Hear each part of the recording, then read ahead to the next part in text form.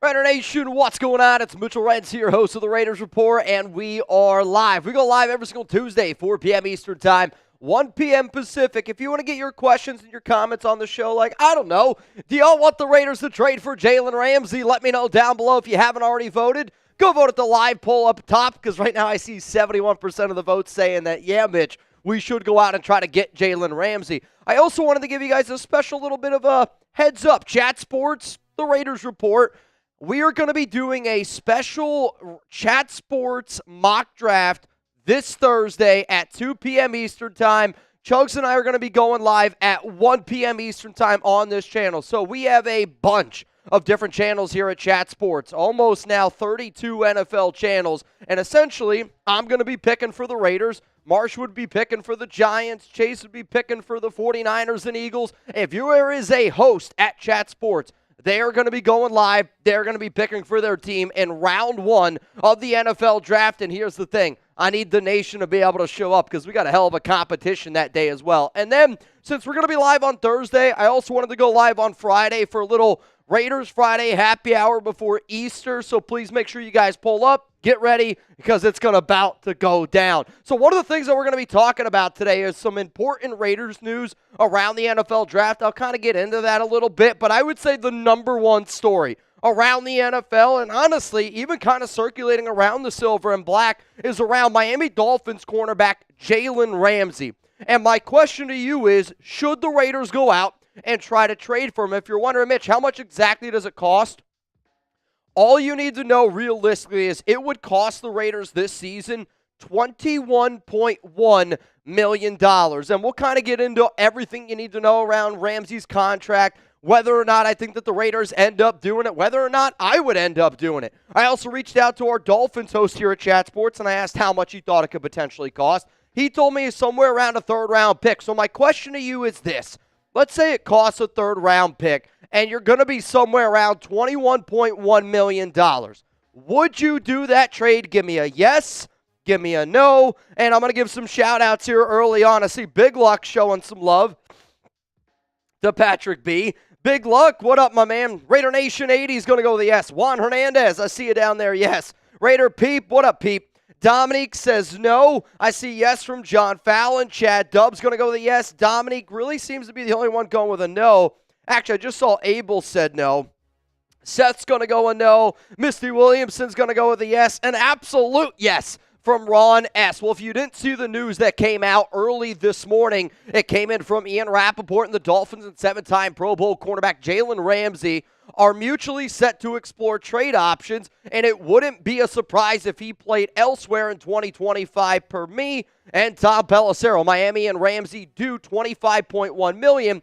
That's what the Dolphins would owe Jalen Ramsey. Because of the roster bonus being already paid, the Raiders or any team that would go out and trade for Ramsey would only owe $21.1 million. Now, I do see a super chat from Raider Prime. We'll get to that in a moment, and I do want you guys to get your questions in. Chugs is going to be putting them up on screen. Hashtag Raiders tells us that you want your question up on screen, or if you just want to give me a take. Shit, I want to get you guys up here. So before we get into that, though, huge shout out to our sponsor today, Game Time, the official ticketing partner of the Raiders Report and of Chat Sports here. And if you're looking for last-minute tickets at that lowest price guarantee, Game Time is here to help you get set up. I do love this time of the year. Playoffs are right around the corner for the NBA and NHL. Plus, baseball, it's finally back. If you're trying to go to your favorite sporting events, Game Time, it is the app for you. Now, one of my favorite things is with the Game Time picks, you can actually save up to 60% off by buying last-minute tickets for sports, concerts, comedy, theater, etc. Game Time picks makes last-minute ticket buying easier than ever by quickly highlighting the best deals in the stadium. Take the guesswork out of buying tickets with Game Time today. Download the Game Time app, create an account, use code CHATSPORTS for $20 off your first purchase. Terms apply again. Create an account, redeem code CHATSPORTS. That's CHATSPORTS for $20 off. Download Game Time today. And if you're wondering what time is it, it's game time. And I know that right now for a lot of y'all, maybe in Las Vegas, Los Angeles, I've been looking at Lakers playoff tickets. There's some day where I hope that this YouTube channel, I hope Chat Sports, we get big enough where it's like, yo, who wants to go to a Lakers game with Chugs and I? And we just pull up. WrestleMania. Let's freaking get it going. What up, Prime? What's up, Mitch? Max just said, bring Renfrow back. Yeah, I mean, it's interesting. I can understand why a guy like Max Crosby would say it, and I would say Max obviously has a great relationship with Renfrow. Renfrow probably also has a great relationship with every former player on that team. He was widely respected, but just because Max says something, and this is something that, even myself, I have told myself that just because Max says something doesn't mean that it's always like the best thing that the Raiders do. Sometimes we got to be able to separate the fact of there's friends and then there's like what's actually best for the silver and black. Do I think that Renfrow could be useful on this team? Yeah, I really do think that he could be useful on this team. But because Max said it, I don't think that we got to look at that and be like, it has to happen now. Yeah. I think he's just saying, hey, bring my buddy back. Like, let's do it. And, like, they're boys, Like, he's not gonna be like, no way. Like, exactly. Do not bring back Renfrow. There's not a single person on this planet that I think would badmouth Hunter Renfrow. Like, I think if you were to ask 100 random NFL fans, what are your thoughts on Hunter Renfrow? I bet you all 100 of those people are going to be like, that guy's an outstanding human being. Dominique with the good point. What? Max also said to hire AP. Sure, but I think that's, again, that kind of goes back to my point of they were boys, they were rocking with each other, and Max is just going to do right by his buddy, right? Like, I wouldn't sit up here and badmouth Chugs. No, I might do it behind his back, but I wouldn't do it up here, you know what I mean? Mm-hmm.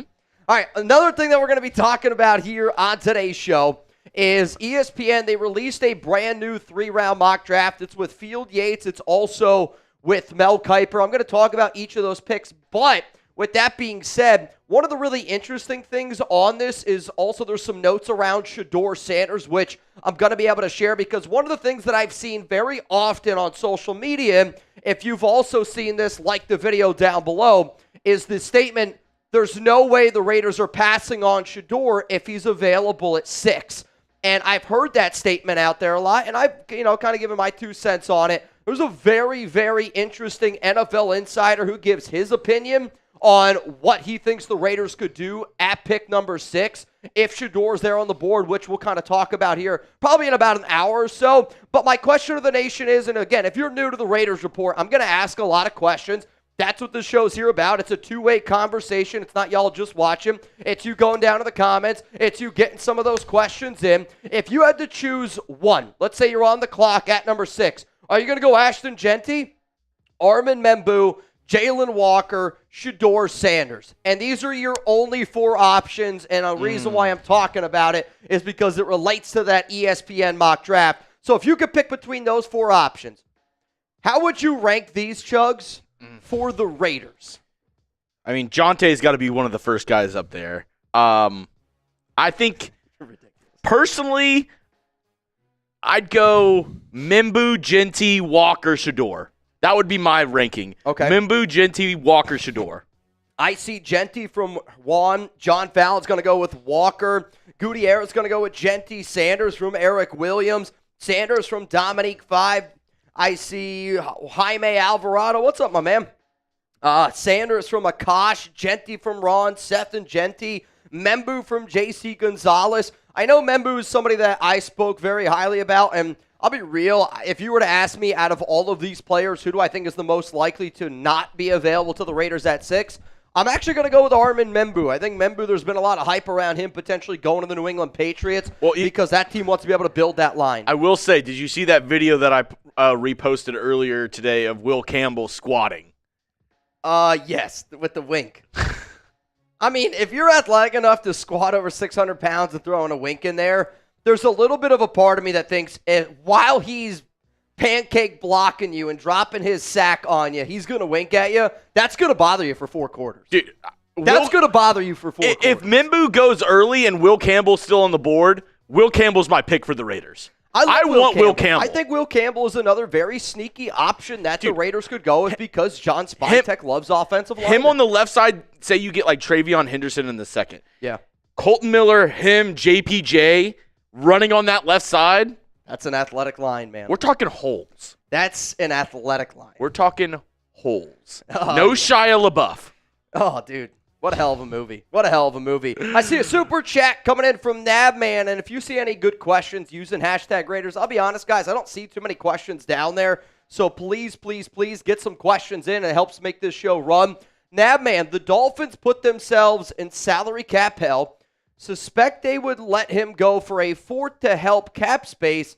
They literally have only $7 million to the cap. If we do it for a third, trade back will be required. I don't know if a trade back will be required.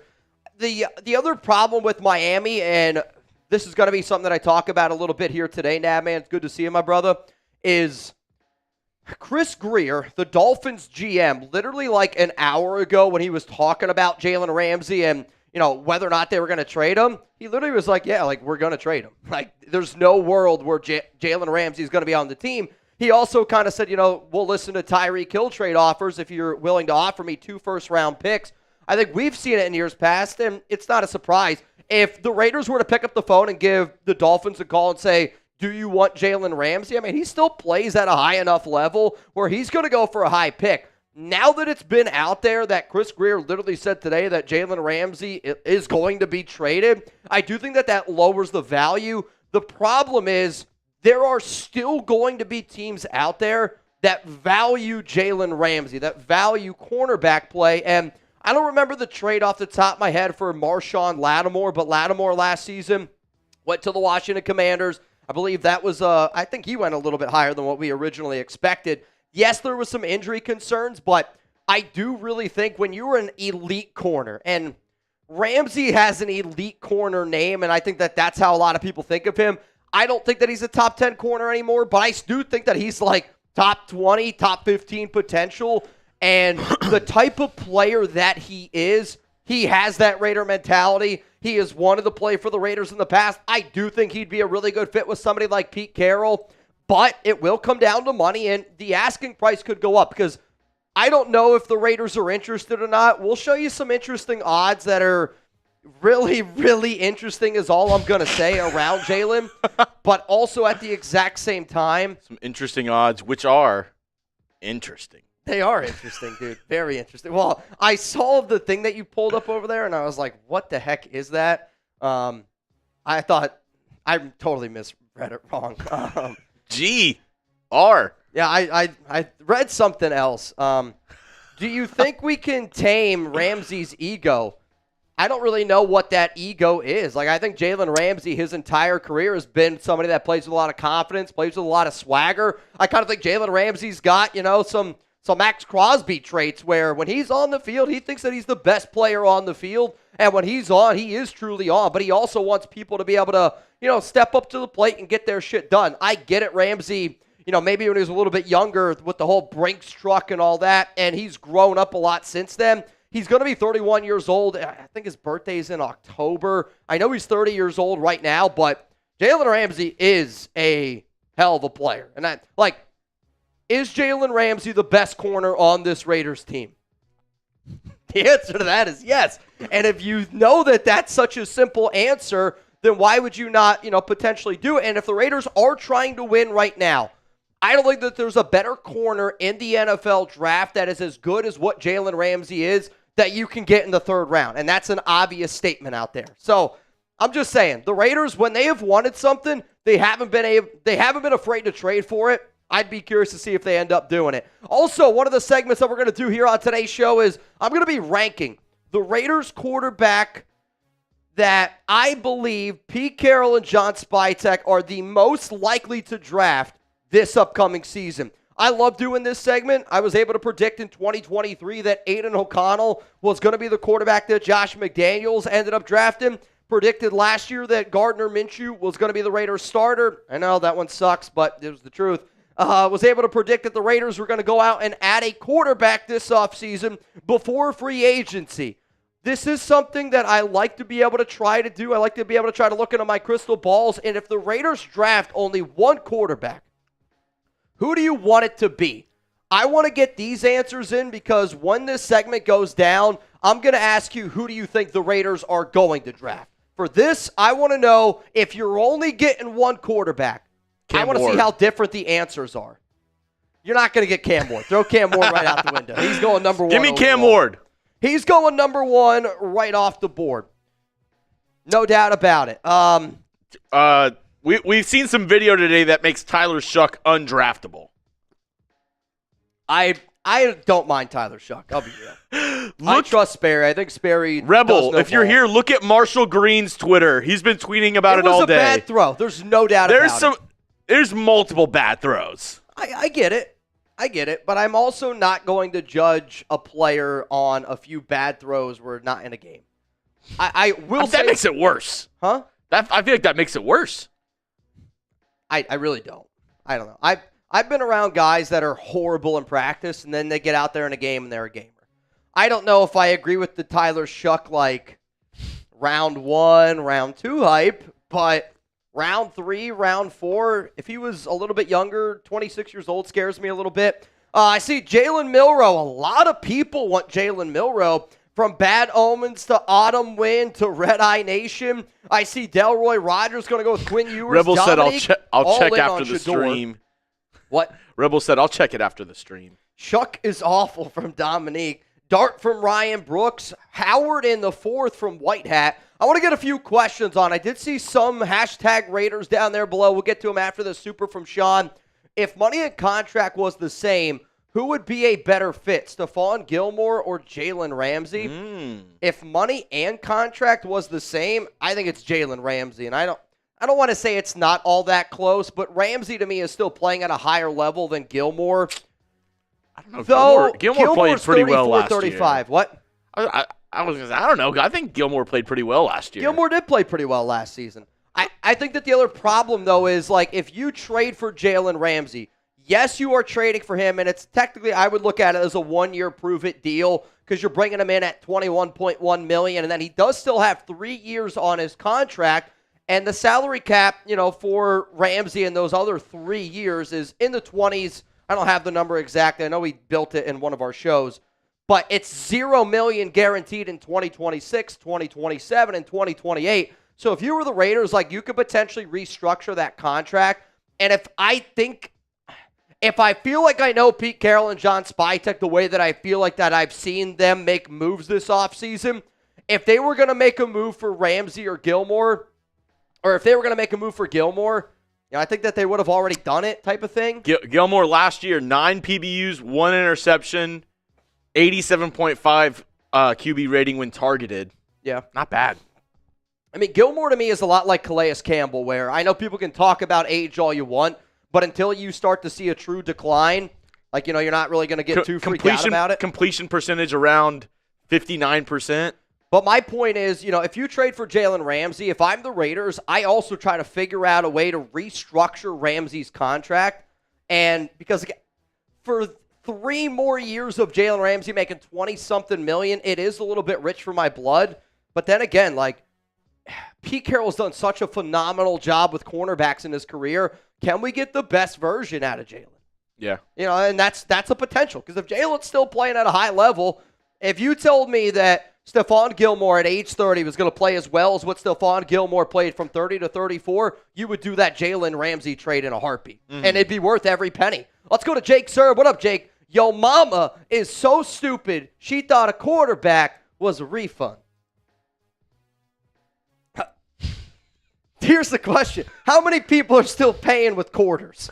If I walked up to a cashier right now and somebody was like, that's $4.25, are you pulling out a quarter out of your pocket? Yeah. Not a chance. Yeah.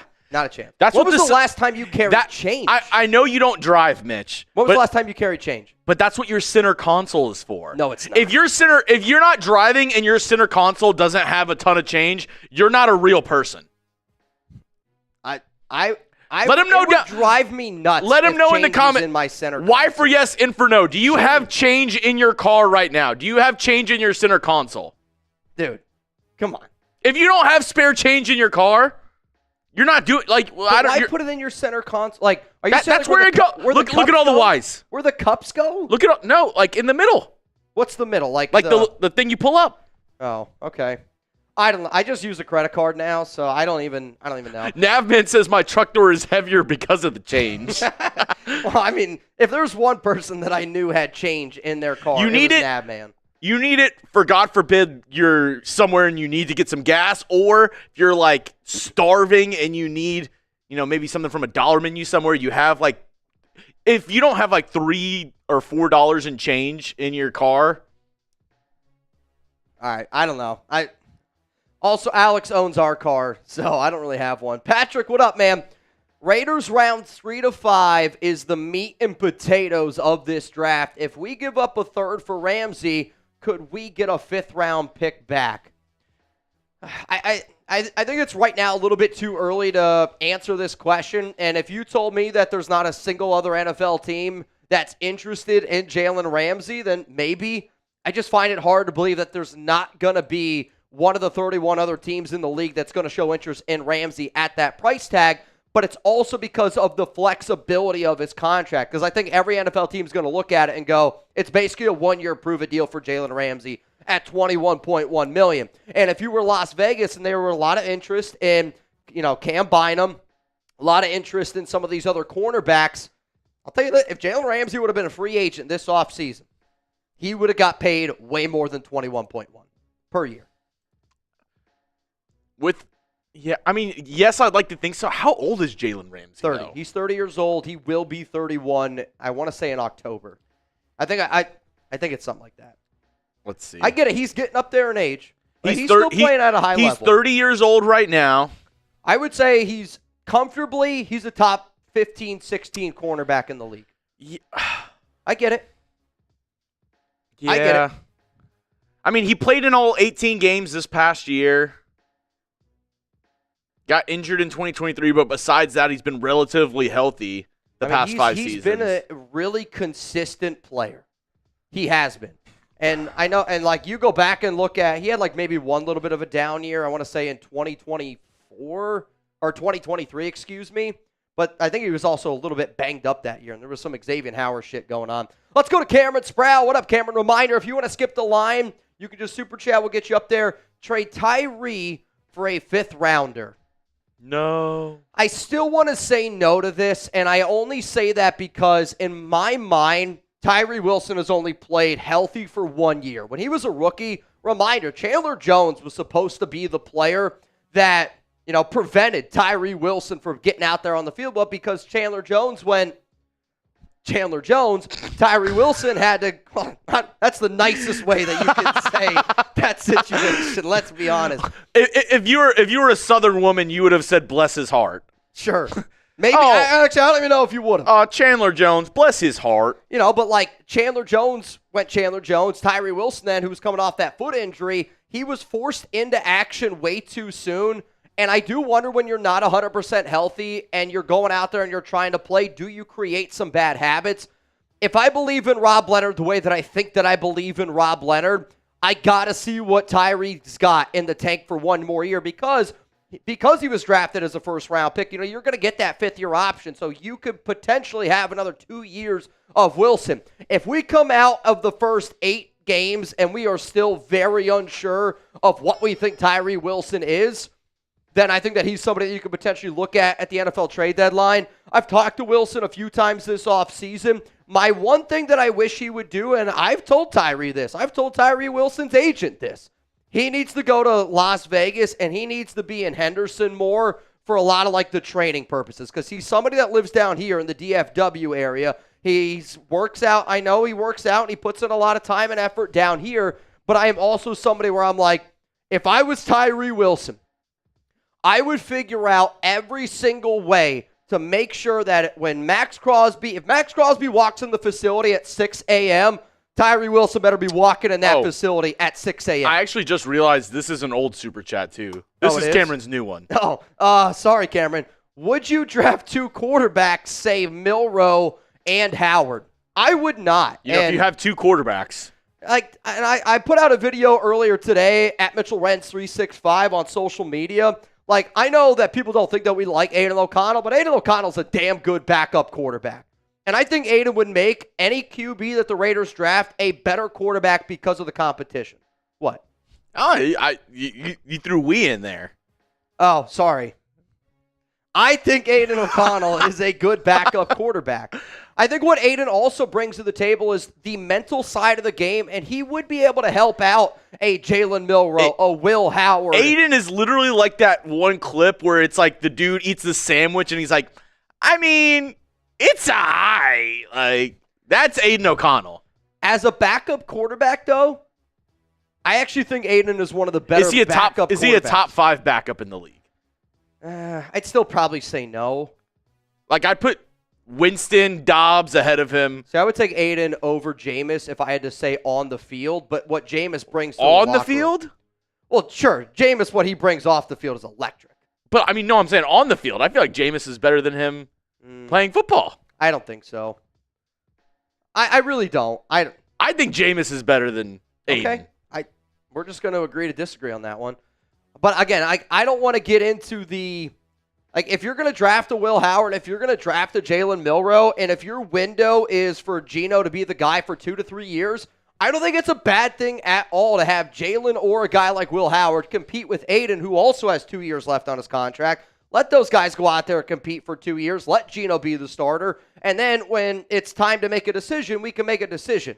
But I would rather you use one of those other high picks to go out and get somebody because Aiden is a good enough backup quarterback, and I think if Geno were to go down, Aiden gets in there, yeah, you're not going to be competing for anything amazing, but he could still run into a few wins. Like, again, like we dog Aiden because he's not a great starter, but he's a damn good backup. Let's go to John Rodriguez. You're next up here on the Raiders Report. Navman just sent me this photo. This is all the change he pulled from his truck. That's disgusting. He's got a jar. A whole jar full. He probably also pulled those scissors out. If you got scissors in your center console, I don't even want to know what else you got hidden in your car. That'll be $365. Are you sure? Well, I mean, if somebody pulled out a pair of scissors, that's like the most Florida man I can even. I can't believe you don't have change in your truck. I agree with Chugs. Got change. Well, again, I have one vehicle, and the one that vehicle makes it even like belongs worse. to Alex. She doesn't have change in her car. I don't think so. I'll tell you this, she's got a lot of empty water bottles. There's plenty of them. If anybody out there needs an empty water bottle, you let me know. Let's go to Aaron Lewis. What up, Aaron? What round do you ideally draft a running back and a linebacker? I'll tell you this, one of the segments that we're going to talk about today is around some of the top 30 visits, and when you see the top 30 visits in some of the NFL Combine meetings that the Raiders have had at the running back position, I'm thinking they're taking a running back, no doubt, round 1, round 2, or round 3. And the round 1 name is a very obvious name. Linebacker, I think that they're targeting somebody more in the round 4 area, maybe round 5.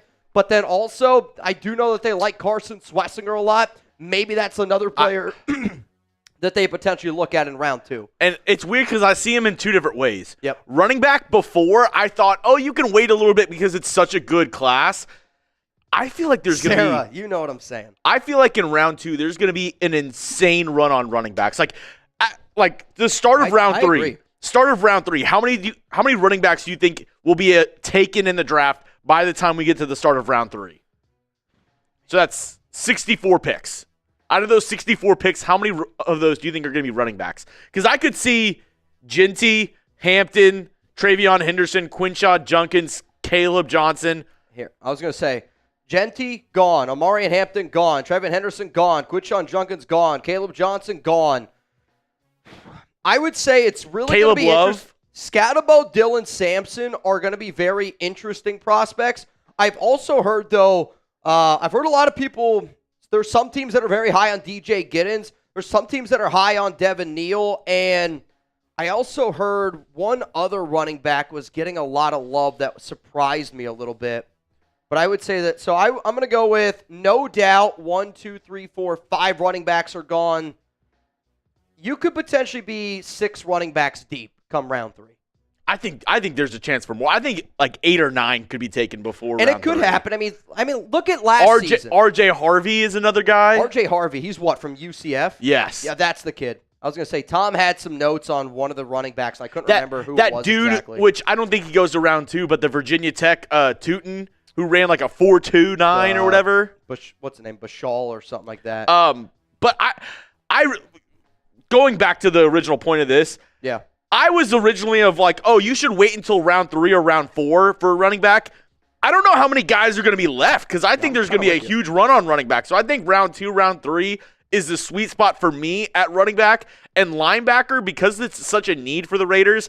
I would put linebacker in that round 2 to 4, not because so many are going to be taken, because I think there's only a limited amount of starters in this class. I think there's probably like 5 or 6 starting linebackers, like off-ball linebackers in this class. I agree with Chugs. I do wonder, how many trades are obviously going to make things very, very interesting, but we saw last year offensive linemen, big run on linemen. And, DJ Glaze was somebody that I thought was going to go like round 4, round 5, ends up going round 3. That also means, though, that there is going to be value at some other positions. And, we might sit there on draft night and go, man, I can't believe the Raiders took Caleb Johnson in round 2.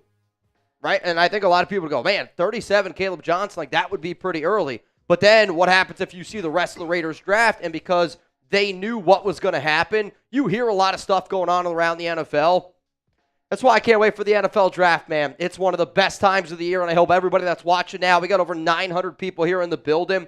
If you want to pull up for the Raiders Report live draft coverage, it's going to be a lot of fun. I will say, though, I'm kind of over just talking about the draft. I want it to just happen Only already. 200 likes, though. Only 200 likes. LA Crash Dog, Ron Raspberry, not very happy. Let's go to Rebel Black. My first super chat, but I've been watching you guys for months now. Go check this guy out. He's a sleeper on Virginia Tech.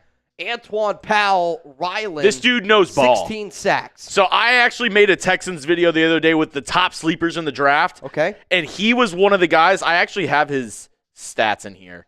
He's insane. Go for it. So the only reason why he's not talked about is because his running grades and running defense is not good, and he's a little shorter. Okay. So people are worried that maybe he won't get the same amount of numbers, but round 3, round 4, if you're looking for a pure pass rusher, here's his numbers the past 2 years. I mean, those are elite edge rusher stats, and one of the key positions that I could see the Raiders potentially looking at is a few years ago, Patrick Graham, when he was a defensive coordinator for the New York Giants, he went out and he drafted, you guys have heard me say this guy's name a lot, Azeez Ojulari. And I think the Raiders are also kind of looking for a Azeez Ojulari. I mean, I think that's what they could be looking at in a Jalen Walker. I know Walker's a totally different freak of an athlete, but they also had a meeting with Josiah Stewart, who's an edge out of Michigan, and that's somebody who I could see kind of going in that 3-4 round area.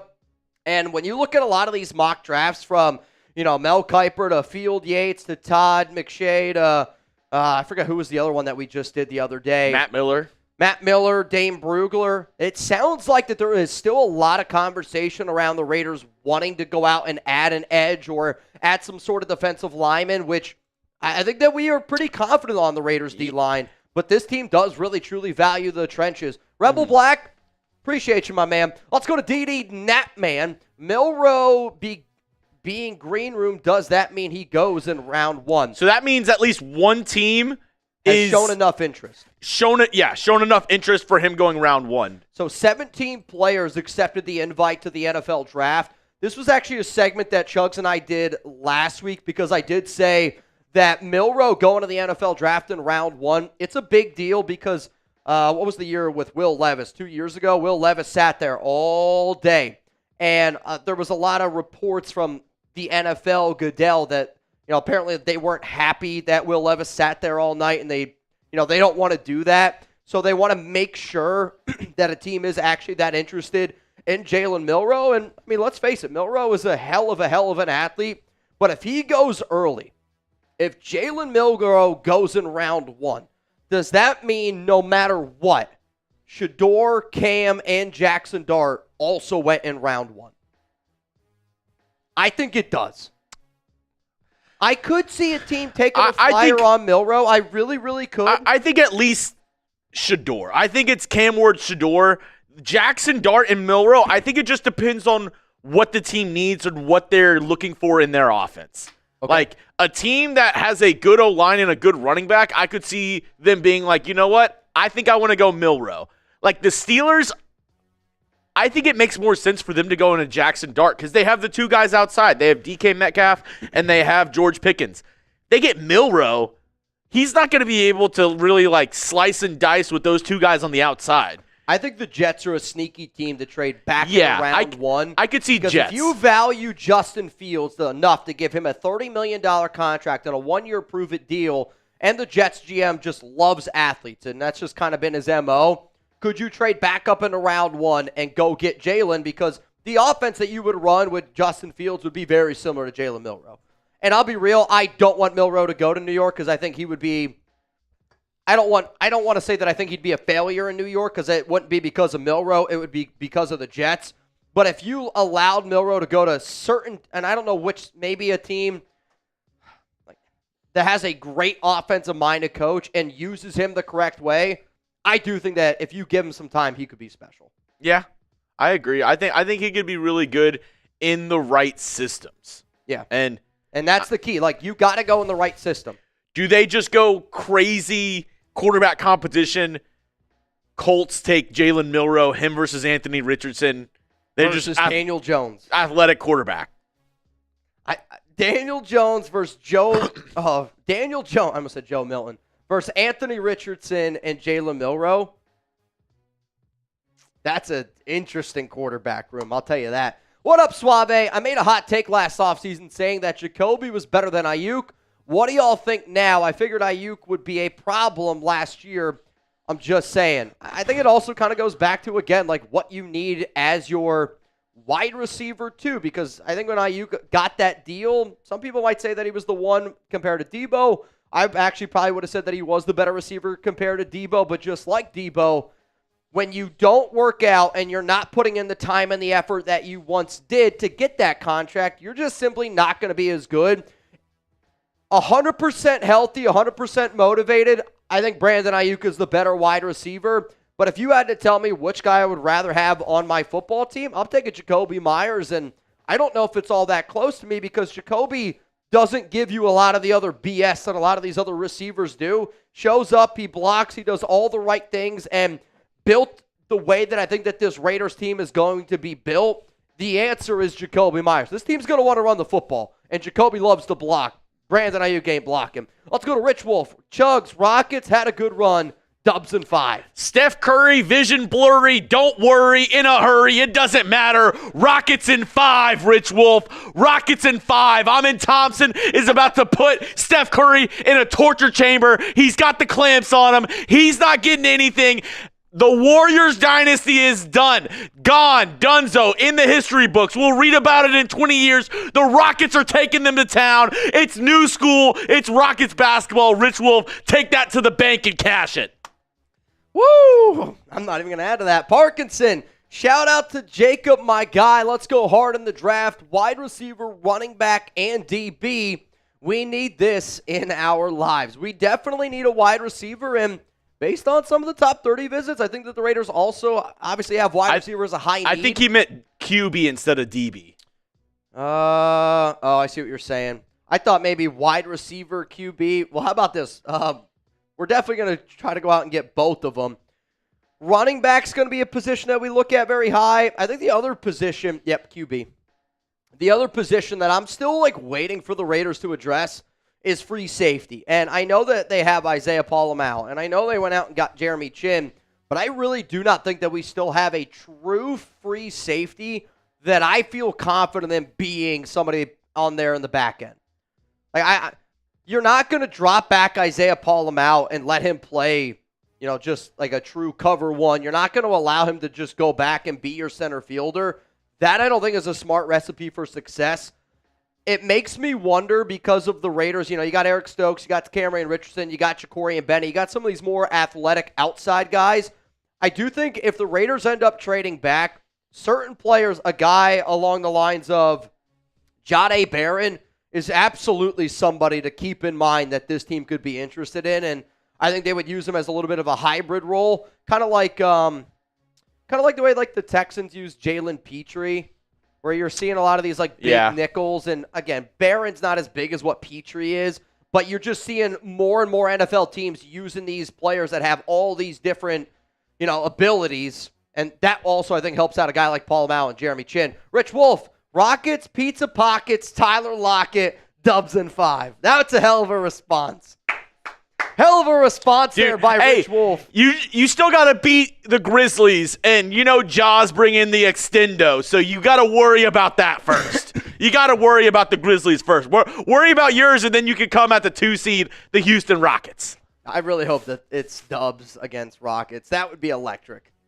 It would be an absolute electric factory. All right, let's get into our first segment. Speaking of an electric factory, we're going to get into the first segment coming up here on today's show, and it's going to be some important Raiders news that the nation needs to see.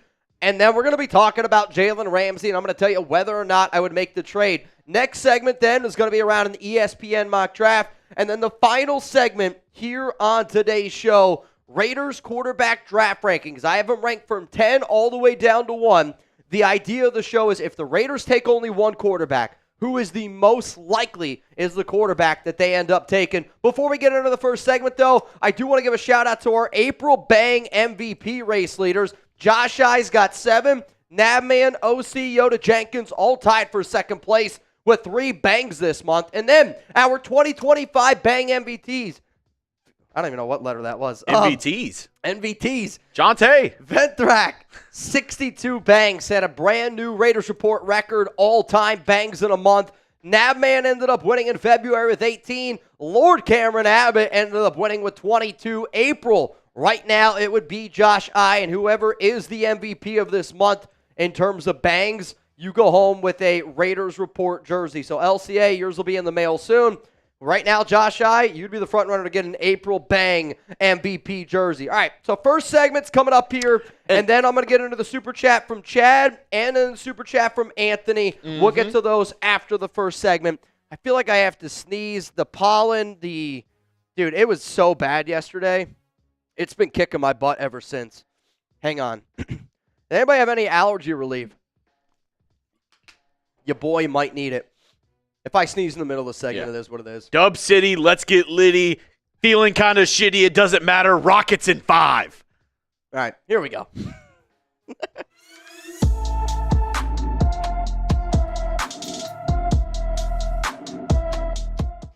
Coming up today here on the Raiders Report, I got some important Raiders news that everybody around the nation needs to see. And then at the back end of today's show, we're going to talk about the Jalen Ramsey trade rumors, and I'll ask you right off the jump. Do you want the Raiders to trade for Jalen Ramsey? Give me a yes, give me a no. My answer is going to be coming up here in just a little bit. But the reason why I have some important Raiders news, it's because if my math is correct, the Raiders have completed all of their top 30 visits, which now means we got about 9 days until the NFL draft to decide what we want to do. From a quarterback standpoint, from a wide receiver standpoint, we went through this list just a few days ago, and the final 2 players in that top 30 visit was Darius Alexander, defensive lineman from Toledo, and Teteroa McMillan, wide receiver from Arizona. The way that this ends up being broken down in terms of the Raiders' top 30 visit tracker, 8 quarterbacks, 4 corners, 3 offensive linemen, 2 running backs, 3 wide receivers. The linebackers and edge, you can debate how you want it. If you want to classify Jalen Walker as an edge, it's 3 edges. If you want to classify Jalen Walker as a linebacker, it's 3 linebackers, 3 defensive tackles, 2 safeties. So that means all of the Raiders' top 30 visits are completed. What I wanted to be able to do on today's show then is kind of break down looking at those top 30 visits and just kind of giving you my 2 cents of what they mean to me, because we can all agree on this. John Spytek, Pete Carroll, which we've already seen in years past. Obviously, relationships matter, but relationships and just knowing somebody is so critical for the Raiders, and I really don't think that they're going to take somebody at number 6 overall that they didn't have a top 30 visit with. At least that's just my 2 cents. So my first takeaway from the Raiders' top 30 visits is this team is clearly going to draft a quarterback. When you go out and trade for Geno Smith and then the majority of your players, let's say 28% of your top 30 visits is the QB, and they range from Cam Ward, who's going to go number 1 overall, all the way down to players that I could see being UDFAs, it tells me that you're trying to do your homework and you're looking at the long term because you're doing all that homework. Another thing that I saw very interesting, only 2 running backs in the top 30 visits. Ashton Jeanty, Caleb Johnson, both have that physical running style that I could sit up here and say, yeah, like that running back reminds me of something that Pete Carroll would have loved to have with the Seattle Seahawks. I think it's also a really good fit if you're looking for that thunder with that Raheem Mostert Lightning. Both of those guys would fix kind of that duo. Another very interesting thing, the Raiders are still interested in the trenches. I thought that they, did a good job in free agency addressing especially the defensive line. I think the Raiders are a little bit more confident in their offensive line. I like the O-line. I don't love the Alex Kappa move, but 3 offensive linemen, and they are still looking at defensive line prospects and a lot of edge prospects. I could see the Raiders still going out and getting a player in the trenches in the first 3 rounds. But here's one of the number one things I'll say. Lots of players in rounds 2 to 3 where it's one of the biggest reasons why I want the Raiders to trade back. It's not that I would be upset if the Raiders take somebody at number 6. Hell, you kind of look at a lot of the ways that they can go at pick number 6, and I'm okay multiple different ways. But because of how deep this draft is, and I think that it's kind of capped off, and then you look at all the other players that the Raiders have been looking at, that's why I want them to trade back. A lot of round 2 to 3 guys. And the final thing here is wide receiver. It is a top priority. For you to look at a Jalen Newell, a Luther Burden, and you to look at Tetairoa McMillan, that tells me that you're looking at a wide receiver either in round 1, either in round 2, or potentially even in round 3. And I love Brock Bowers. I love Jacoby Myers, but this is a football team that they need to be able to go out and add another receiver. And I think even if they were to draft one of those 3 guys, you're still going to go out and add somebody after the draft and free agency. I would still be a betting man that it's going to end up being somebody along the lines of Tyler Lockett. If the Raiders do sign somebody like Tyler Lockett, or if you want to hang out with us during the NFL draft, make sure you're subscribed so you never miss a thing. When Raiders news happens, I will do my best to keep you guys up to date. And if you were like every Raiders fan out there when you saw the news of Jalen Ramsey going to be traded, I was like, that's the number one thing I got to talk about today on the Raiders Report, which we'll get to here in a second. I also want to say that we have a special live show, and it's going to be Thursday, at 2 p.m. Eastern Time, and then we're also going to do a special Friday happy hour show, 4 p.m. Eastern Time. But I am somebody that takes a lot of pride in what I do, and I think Raider Nation is the best fan base in the world, and I'm a competitive dude. Here's the thing. I got second place here at Chat Sports as being the most entertaining person to watch live. Chugs and I got second place. I don't handle that very well, and I want to take down Marshall Green, Giants, Knicks, whatever you want to call it. And if you guys want us to get number 1, pull up on Thursday, pull up on Friday. I'm going to show everybody at Chat Sports how entertaining this show can be. And if you want to show them as well, make sure you're subscribed. Make sure those notifications are turned on. Because if you ain't first, you're last. And I don't want to be last. Coming up next here on the show, we're going to talk about Jalen Ramsey and whether or not I think the Raiders should trade for him and whether or not I think it's going to end up happening. I will admit, when I first started making this show, I did not think that Jalen Ramsey trade was going to happen. After seeing the latest odds, where there's smoke, there might be fire. Speaking of where there's smoke, there's fire. There's a great deal going on right now around Game Time, and they're trying to cook it up with those last-minute tickets and the flash deals, the official ticketing sponsor of the Raiders Report. Game Time is really, truly changing the game. I will say this, I'm not the biggest NBA fan during the regular season, but playoff basketball is totally different. I've never been to a playoff game, but I love the opportunity sometime in my life because of the atmosphere of a playoff game. I love using Game Time because of the last-minute deals. Save up to 60% off buying last minute for sports, concerts, comedy, theater, etc. Download the Game Time app, create an account, use code CHATSPORTS for $20 off your first purchase. Terms apply again. Create an account, redeem code CHATSPORTS, that's CHATSPORTS for $20 off. Download Game Time today. I like to browse through the Game Time app, and I like to be able to look at the games that I'm interested in. You can also pick out specific games that you want to be able to go to in a new city, and you can just see the different deals, whether you want to look at them like in the bowl, which I would say is like maybe the most convenient way that I look at them. If you are a hockey fan, the Vegas Golden Knights. I know we've been laughing at Chugs with the Rockets. I know we got some Warriors fans here. If you're planning on going to a Warriors playoff game, get your tickets with Game Time. I realize they still got to win a few to be able to get in, but again, it would be electric.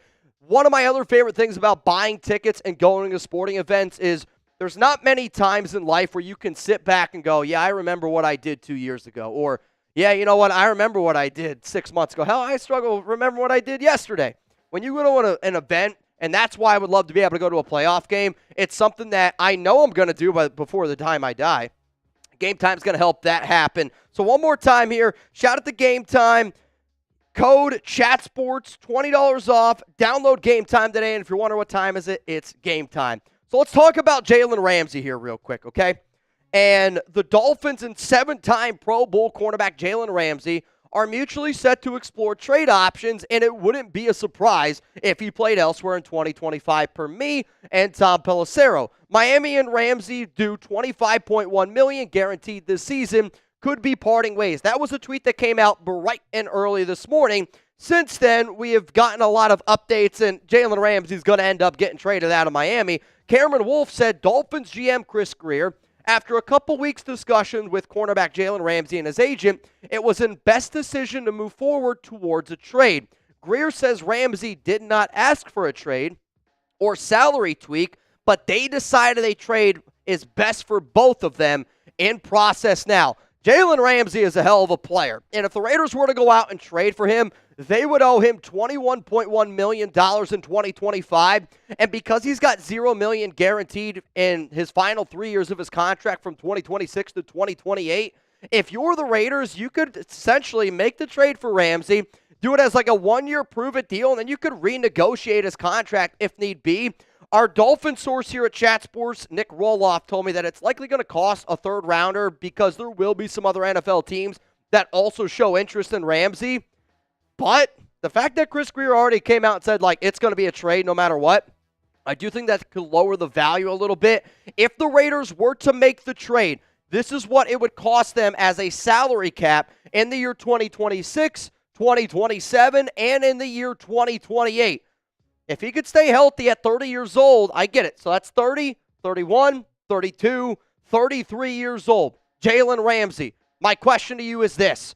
Would you trade for Jalen Ramsey if it cost you a third-round pick? Type T for trade, type P for pass. My answer is going to be coming up right here after this YouTube ad break. I am more than okay with the idea of the Raiders going out and trading for Jalen Ramsey. I still think he's a great player, and I believe in Pete Carroll, and I believe Pete Carroll knows how to work with defensive backs. If I would have told you that Stephon Gilmore at year 30 was going to cost what Jalen Ramsey is going to cost right now, I think everybody and their brother would have gone out and done that deal. I know that age is going to scare some people. However, when you really think about certain players, until you see the drop-off, you still got to be able to say, you know what, that guy can still go out there and ball. We talk about Calais Campbell all the time on the show because I'm like, I don't give a shit that he's 38 years old. He's still one of the better defensive tackles in the National Football League. This also makes me think of back a few years ago when I was like, the Raiders should go out and get Casey Hayward. And people were like, no, he's 30 years old, he's washed. But he was a really good fit for that defense. And I think Jalen Ramsey, his mentality, it's exactly what Pete Carroll wants. Wants guys to go out there and compete. And Jalen Ramsey's got a little bit of Max Crosby in him too, where he knows he's an elite player. And he's going to let you know about it. Last season, in 17 games played, he's also been able to stay healthy. 70.8% completion percentage against them. 546 yards, 2 touchdowns allowed, 2 INTs, 5 PBUs, a quarterback rating of 93.5. That's also in a season where the Dolphins had one of the worst offenses in the National Football League, and they were on the field a ton. When you look at his PFF grades over the past 4 seasons, 2023 was a little bit of a down year for Ramsey. But then if you're telling me I'm getting the 2022, 2021 version, even the 2024 version, it's the best cornerback that the Raiders have on their roster. And because I'm somebody where I want the Raiders to be able to go out there and I want them to be able to compete this season, I know that you're not going to be able to find a better corner than Jalen Ramsey in the 3rd round of the NFL draft. Also, because he would be the no doubt number 1 corner on our team and we have the money to do it. If we didn't have the money to do it, totally different conversation. Excuse me. But because we have the money to be able to do it, you put him in there, and he'd probably be the guy that would start over Eric Stokes. I still want another nickelback of some sort, no disrespect to Darnay Holmes. But, I mean, you're telling me Eric Stokes, Shakorian Bennett, and some of these younger players wouldn't learn something from somebody like Jalen Ramsey? Get the F out of here. Ramsey is an absolute competitor. With that being said, I really do not think that the Raiders end up trading for Jalen Ramsey. This is what I said in the show. And when I do these shows, I build them, and then we get to live, and there are some times that things can change. I don't think that the Raiders end up making the deal for Jalen Ramsey. I put down that I thought the top 5 destinations for Ramsey were the Baltimore Ravens, the San Francisco 49ers, the Washington Commanders, the LA Rams, and the Atlanta Falcons. I didn't want to change anything on y'all because a lot of the times I love this show because it is exactly how I feel. It's in real life. It's in real time. Well, guess what? We just got the latest trade odds around Jalen Ramsey, and the number one team from Vegas most likely to make the deal for Ramsey, it's the Las Vegas Raiders. I can't be somebody that sits up here and says where there's smoke, there's fire, and not actually look at what Vegas is telling me. I also say all the time on the show, Vegas a lot of times knows something before anybody else does. The fact that the Raiders are on here, and it's not that they're the second, it's not that they're the third, they are the number one team most likely to make a deal for Jalen. That makes me think that it is a little bit more of a likely scenario. So if they end up pulling off the deal, it's going to cost you $21.1 million in the year 2025, but you can restructure that contract, and the Raiders have the money and the flexibility to do it. Also, because of that final 3 years, it kind of ties in with Pete Carroll because Carroll's got 3 years with that fourth-year option.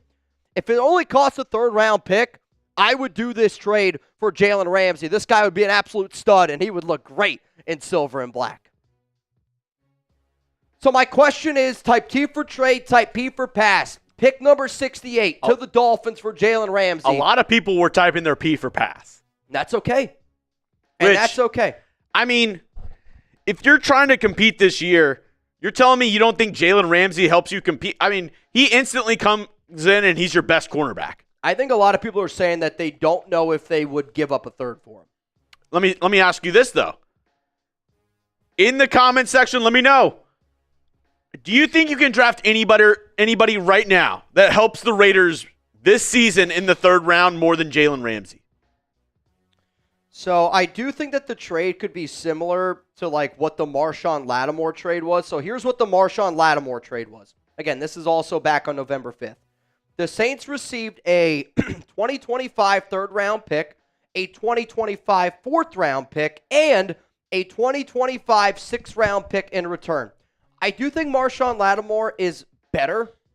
Wait, or did I say something weird? The Commanders sent a fifth-round pick also. So the Commanders sent a fifth-rounder, right? And they got Marshawn Lattimore. I felt like that was confusing. So it's just a fifth rounder for Marshawn? No, the Saints traded a... So the Saints received... All right, yeah, whoever wrote this article is totally effed up. It was basically a third, a fourth, and a sixth in exchange for Marshawn and a fifth. Okay. So a third, a fourth, and a sixth. And again, Marshawn Lattimore is a good corner. But I do think that Jalen Ramsey and Lattimore could be in that same conversation. Yeah, I mean, I don't know. What? I feel like Jalen Ramsey helps you out a ton. Yeah. And I don't see how a third-round pick can come in and give you nearly as good starting snaps as a Jalen Ramsey year one. Now, if you're saying you don't care about competing this year and you want to build for the future and you want to kind of build a culture and build this thing up, that's a good argument. Sure. But I don't think you can actually say, oh, yeah, we're going to draft a better, especially a cornerback. I don't think you could say we're going to draft a better cornerback for sure in the third round, better than Jalen Ramsey. Yeah, I kind of agree with that. The Dolphins' biggest needs right now, and I just looked it up real quick, guard, safety, cornerback, interior defensive line. How about this? I was just going to say. Dylan Parham for Jalen Ramsey straight up. I mean, Miami laughs and hangs up the phone. I would say if you told me. Dylan Parham and a six. I still don't think that's enough. I would say it'd probably be a starting guard? I mean, we don't even know if Parham's going to start for us this year. I mean, and again, like, if you told me, though, a fourth and Dylan Parham for Jalen Ramsey. Dylan Parham, a six, and Thayer Munford. I mean, sure, yeah, that's easy. I just think Miami would want more. They need O-line. I know that they need O-line. Parham would be an extremely interesting player to go Emmanuel Sanchez just put it in there. Jalen Ramsey for Colton Miller. I don't want to do that.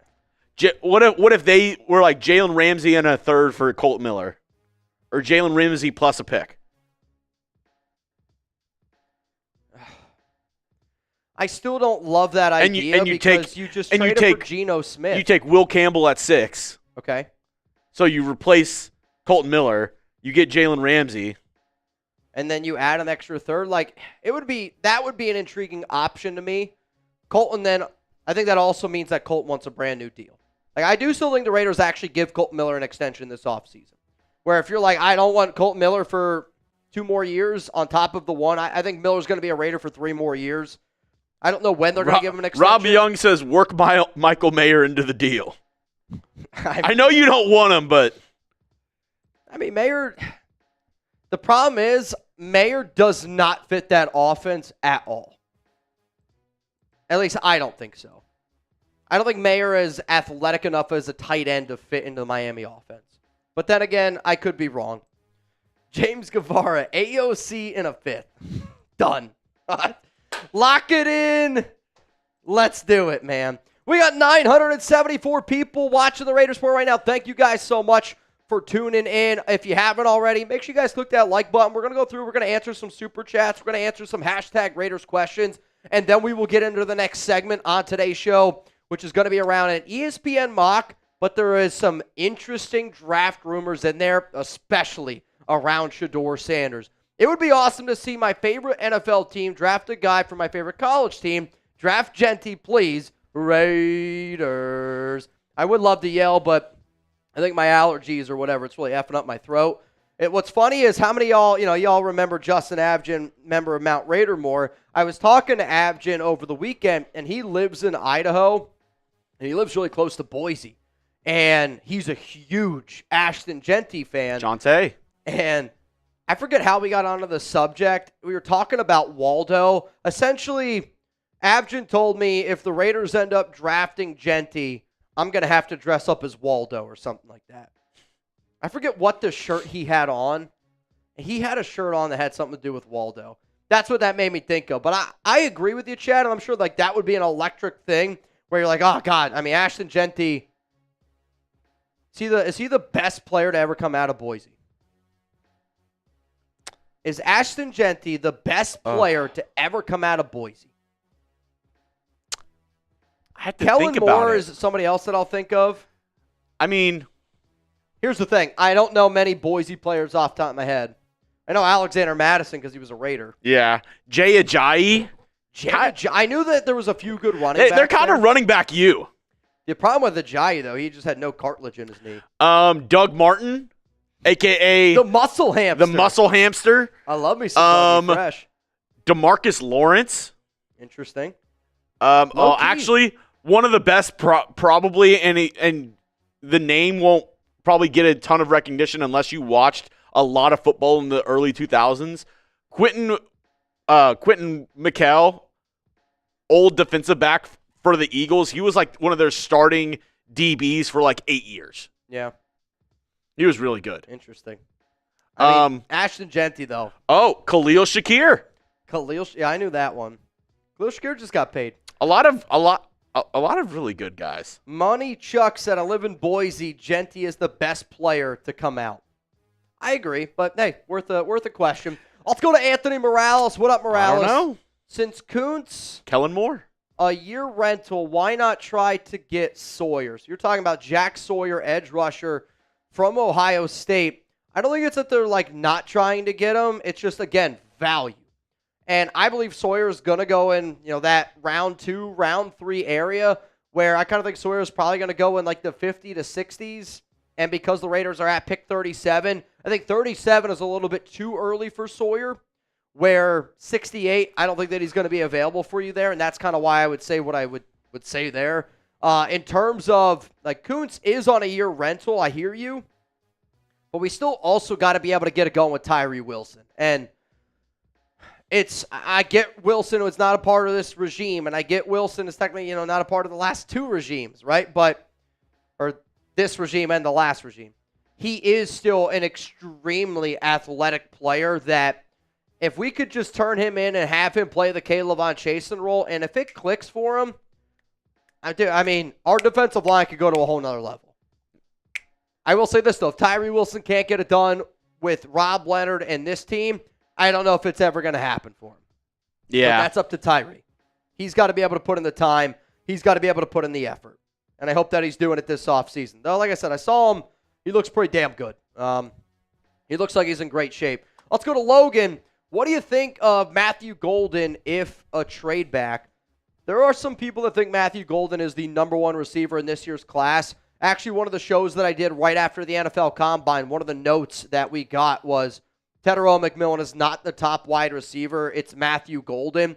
And because he can just do so many different things and win throughout a route tree, I do think that it's almost like a perfect receiver that you could pair with a Jacoby, that you pair with a Brock Bowers. You still need a field stretcher, which means Trey Tucker would need to be able to take a step forward. But I think Matthew Golden would be a great trade back candidate. The only reason why I would say I don't think it would be him, I think it would be Emeka Egbuka, where I think Golden is better than Egbuka, but because relationships matter so much to this team, Chip Kelly might be the little bit of a tip of a cap. But then again, I'm learning a lot more about the connection that Pete Carroll and Steve Sarkisian have. And any player out of Texas, I think, is also somebody to keep in mind. Let's go to Carlo D. Fernandez. What up, man? Could we get both Trey Harris and Trey Amos from Ole Miss? Yeah, I think it's possible. I know there's a lot of speculation, and there's been a lot of smoke around Trey Amos to the Raiders probably in the last 2 weeks was the last thing that I heard really any information on in that. And then Trey Harris is somebody that I would say they're probably looking at in round 3. But pick 37, Trey Amos. Pick 68, Trey Harris. That's kind of how the realm of possibilities would work in my mind. Two things. They spell Trey differently, obviously. Trey and then Trey. Yep. What happened to New Miss? What? It's Old Miss. What happened to New Miss? It's brutal. New Miss, the Walking Rebels. Let's go to another one, and then I say we get into the next segment here on the show. Appreciate everyone tuning in. If you're here rocking with Jeremy Chuggs and I, and you want a shout out on the show, I want to see some Raiders down below. I will say this as well. I was reading this earlier from Mike Nintendo Master.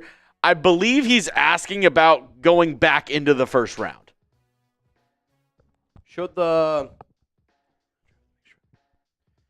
So, like, say the Raiders take somebody at 6. Should the Raiders, if they love somebody, trade back into round 1 to get them in those pick 20s? My only reason why I'm going to say no is because I think that we just have so many other holes to fill that if we trade back up into round 1, you're getting rid of a lot of draft capital, and I don't want the Raiders to give up their first-round pick next season. So because of that, I don't really want the Raiders to trade back up into round 1.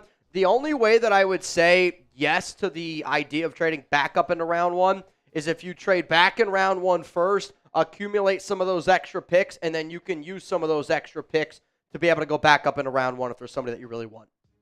Like we were doing there was a mock draft that I saw the other day, and it was Emeka Egbuka fell to pick 36.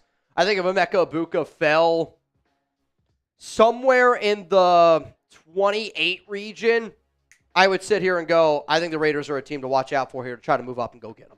Because Chip Kelly loves that guy, and what he brings to the table is very similar to JSN, Jackson Smith and Jigba, who had a lot of success with Gene over the past 2 seasons in Seattle. What up, Anthony Green? I see you down there below. I see Jason Childrens. Jonathan Smith, Seth, Dan 7, Can't Control Life, Lewis Dixon, Paul Rader, Cranberry. I gotcha. If you don't already know, we are not giving you just one extra live show this week. We're going to do 2 extra live shows this week. Son! The first live show that we're going to be doing is going to be this Thursday, where, do we have that team card anywhere for like the Chat Sports draft? It says it right there. I know, but there was a team card that I scripted. I don't know if it's in there. It had like all the draft info.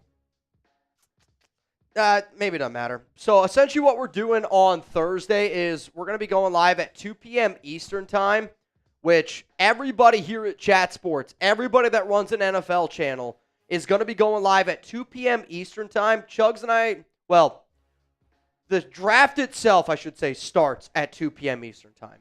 We are going to be going live an hour before at 1 p.m. Eastern time. So essentially what it's going to be is it's going to be all of our NFL teams. They're going to be doing a mock draft, and it's going to be live. So depending on who goes off the board at number 1, 2, 3, right? I'm going to be making the pick for the Raiders, and it's going to be a live draft simulation. You guys are kind of going to get to see what our draft graphics look like, what it's going to be, a little bit of a taste, if you will, of what the actual NFL draft's going to look like. So I hope that you tune in for Thursday to watch that. And then Friday, because we're not being able to do what we usually do on Thursday, we're going to be live on Friday, and it's going to be happy hour. There's going to be another 3 segments there, 4 p.m. Eastern time. Make sure you guys pull up. It's going to be a lot of fun. Chugs and I also technically have a 3-day weekend because we're off on Monday for the Easter break. But then also on top of that, it's because, we're going to work. When we come back to work on that Tuesday, Chugs and I will work Tuesday, Wednesday, Thursday, Friday, Saturday, Sunday, Monday, Tuesday, Wednesday, Thursday, Friday. So we got a long stretch. So we're going to rack up one more 3-day weekend, and then you're going to be seeing a lot of us because it's the NFL draft. You ready to get into the ESPN mock, my man? Mm-hmm.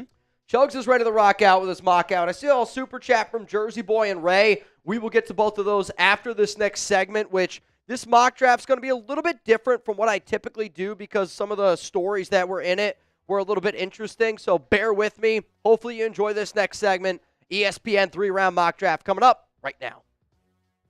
Raider Nation, what's going on? It's Mitchell Renz here, host of the Raiders Report, and coming up on today's show, ESPN dropped a 3-round mock draft. I'm going to tell you who the Raiders picked at 6, 37, and who knows? Maybe they made a trade. Also, because of this mock draft, there's going to be a lot of Raiders draft rumors around players that they picked and players that they passed on. If you're a Shedeur Sanders fan and you want the Raiders to take him at 6, you need to see what was said on this video. And then I'm just going to be breaking down my reaction overall of what I think of each pick. So here's the Mel Kiper, Field Yates, 3-round mock draft from ESPN.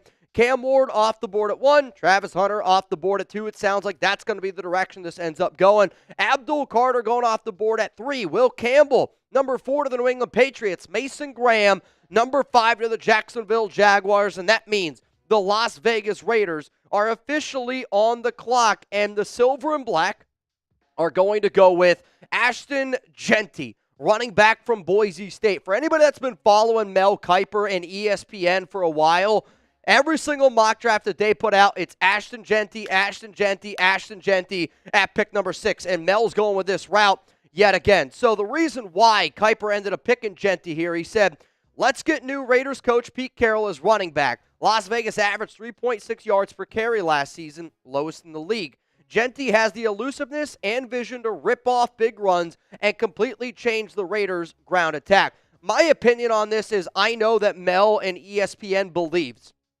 that Jeanty is going to be the pick. And, speaking of ESPN, I'm actually going to be on ESPN next Tuesday. Jeanty is a betting favorite for the Raiders at number 6, and ESPN has passed on Shedeur for Jeanty multiple times in ESPN mocks. The reason why I add that final statement down there is because raise your hand or click the like button if you heard a Raiders fan recently say there's no way the Raiders are going to pass on Shedeur Sanders if he's there at pick number 6. Once you hear what this NFL insider has to say, you might be also on that boat of, I don't think the Raiders are taking Shedeur at number 6. So the number one question that I want you to answer is because I know for a fact if it's draft night and Shedeur's on the board, Ashton Jeanty's on the board, if I was a betting man, I would say the top 2 players that Raiders fans would want the silver and black to go out and get, Shedeur Sanders or Ashton Jeanty. But my question is, give me a yes, give me a no. Will the Raiders pass on Shedeur at pick number 6? Here's my take. I would be shocked, surprised, if the Raiders did end up taking Shedeur at number 6, and I would say that there's probably a 5% chance that it ends up happening. And I'm getting emotional just talking about it. Here's what Albert Breer had to say about the Raiders taking Shedeur Sanders. I'm having a really hard time finding coaches or scouts who believe Sanders is a first-round talent. This, by the way, is separate from any issue anyone has with his personality. Those questions exist, but lots of teams have made exceptions in that department in the past to take on guys with special talents. The problem seems to be that too many folks don't think Sanders has those types of gifts. What I keep hearing, and this has nothing to do with anyone having some personal issue with Sanders or looking for him to fail in the draft so they can draft him is that he isn't a great athlete on tape, doesn't have exceptional arm talent, and too often does things that simply won't translate to the NFL game. Now, it's not like Sanders is devoid of ability. Even his critics will tell you that he's accurate, smart, and tough, and credit him for winning consistently at programs where it's hard to do that. There's production there that doesn't happen if a kid can't play. I don't think Sanders is going in the top 3, and at this point, it feels like it'd be surprising if the Las Vegas Raiders, New York Jets, or Saints took him in the top 10. I've had more than one person say to me that if Sanders goes in the first round, it will be because of an owner getting involved. I apologize. My voice is really struggling right now. So that's very interesting. I would say that Albert Breer is reporting all of that, and I think it's also really interesting for a lot of Raiders fans. I know, I just had something go on in the back of my throat. Give me some LOLs down below. We're going to power through this. But I do find it interesting that Shedeur Sanders is a player. You just want to start over? All right, we're just going to start over. Guys, hang on. I don't know what just happened. I lost my voice there for a second. Chucks, can you just take over for like 2 minutes? Mitch, that was quite the show from Mitch. He'll be back in just a moment. We're gonna try to redo that.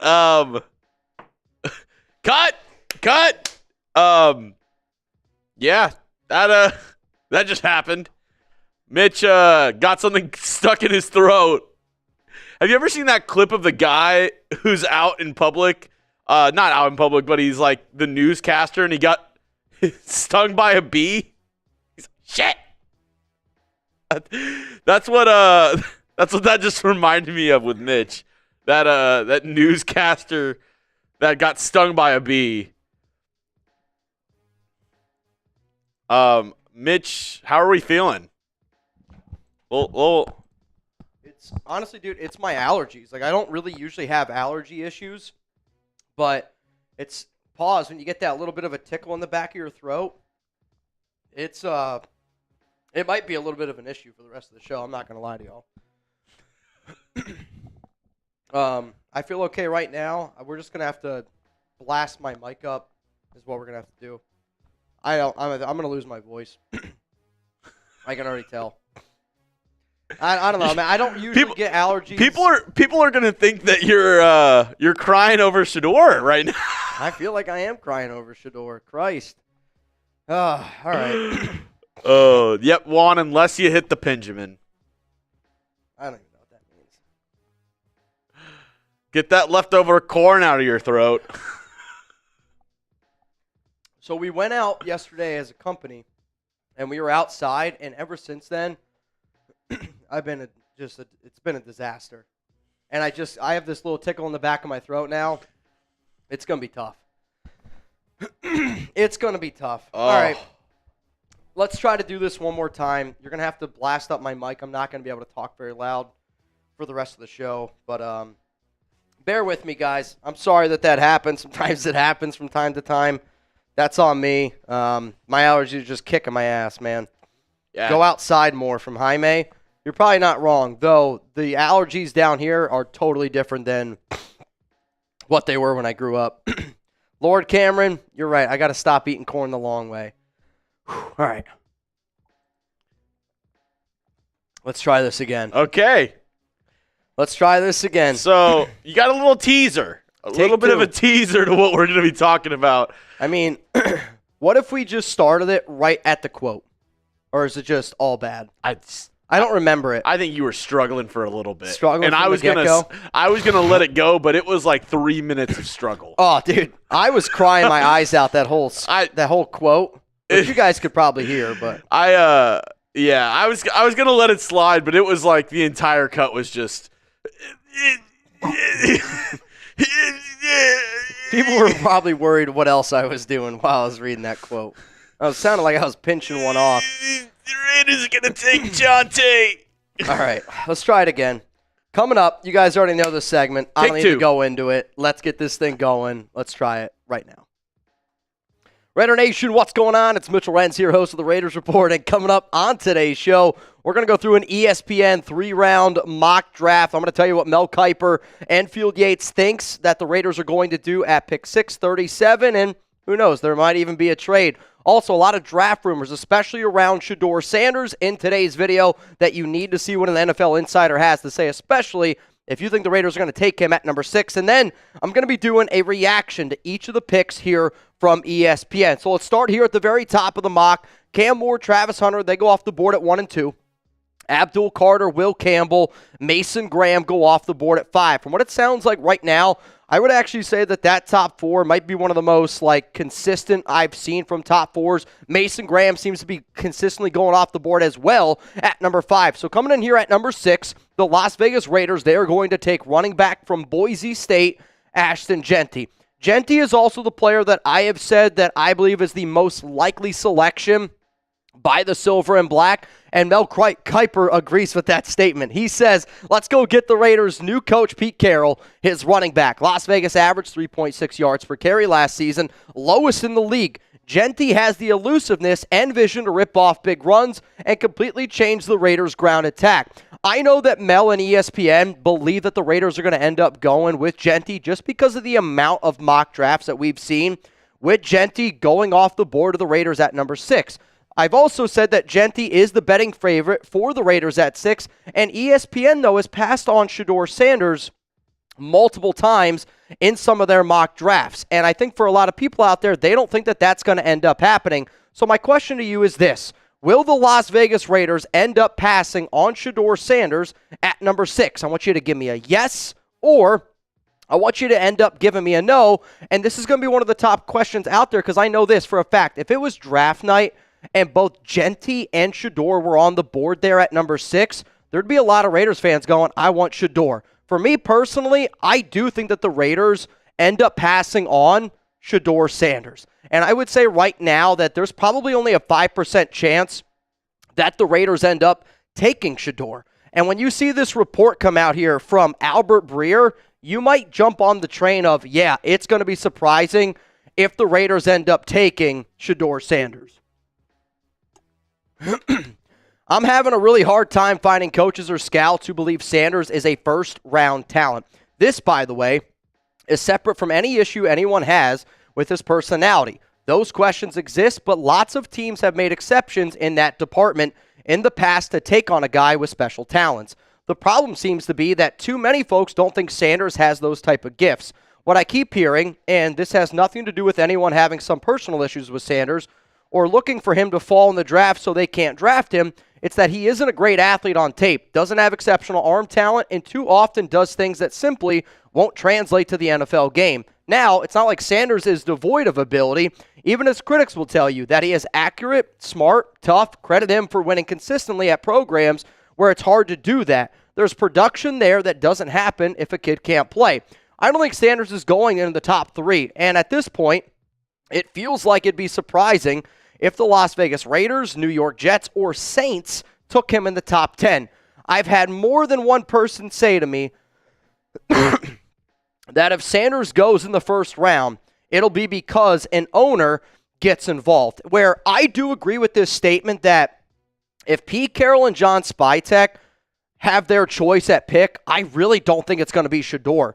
If Tom Brady or Mark Davis say, hey, there's a lot of money to be had here, that's where maybe a team kind of gets invested in Shedeur. Because I would say, and I mean this, and I've said this before, I think Shedeur's ceiling is somebody like Geno Smith. I think Shedeur is very accurate, like an Andy Dalton, Geno Smith type of quarterback. And I also know this. The Raiders want you to love Geno.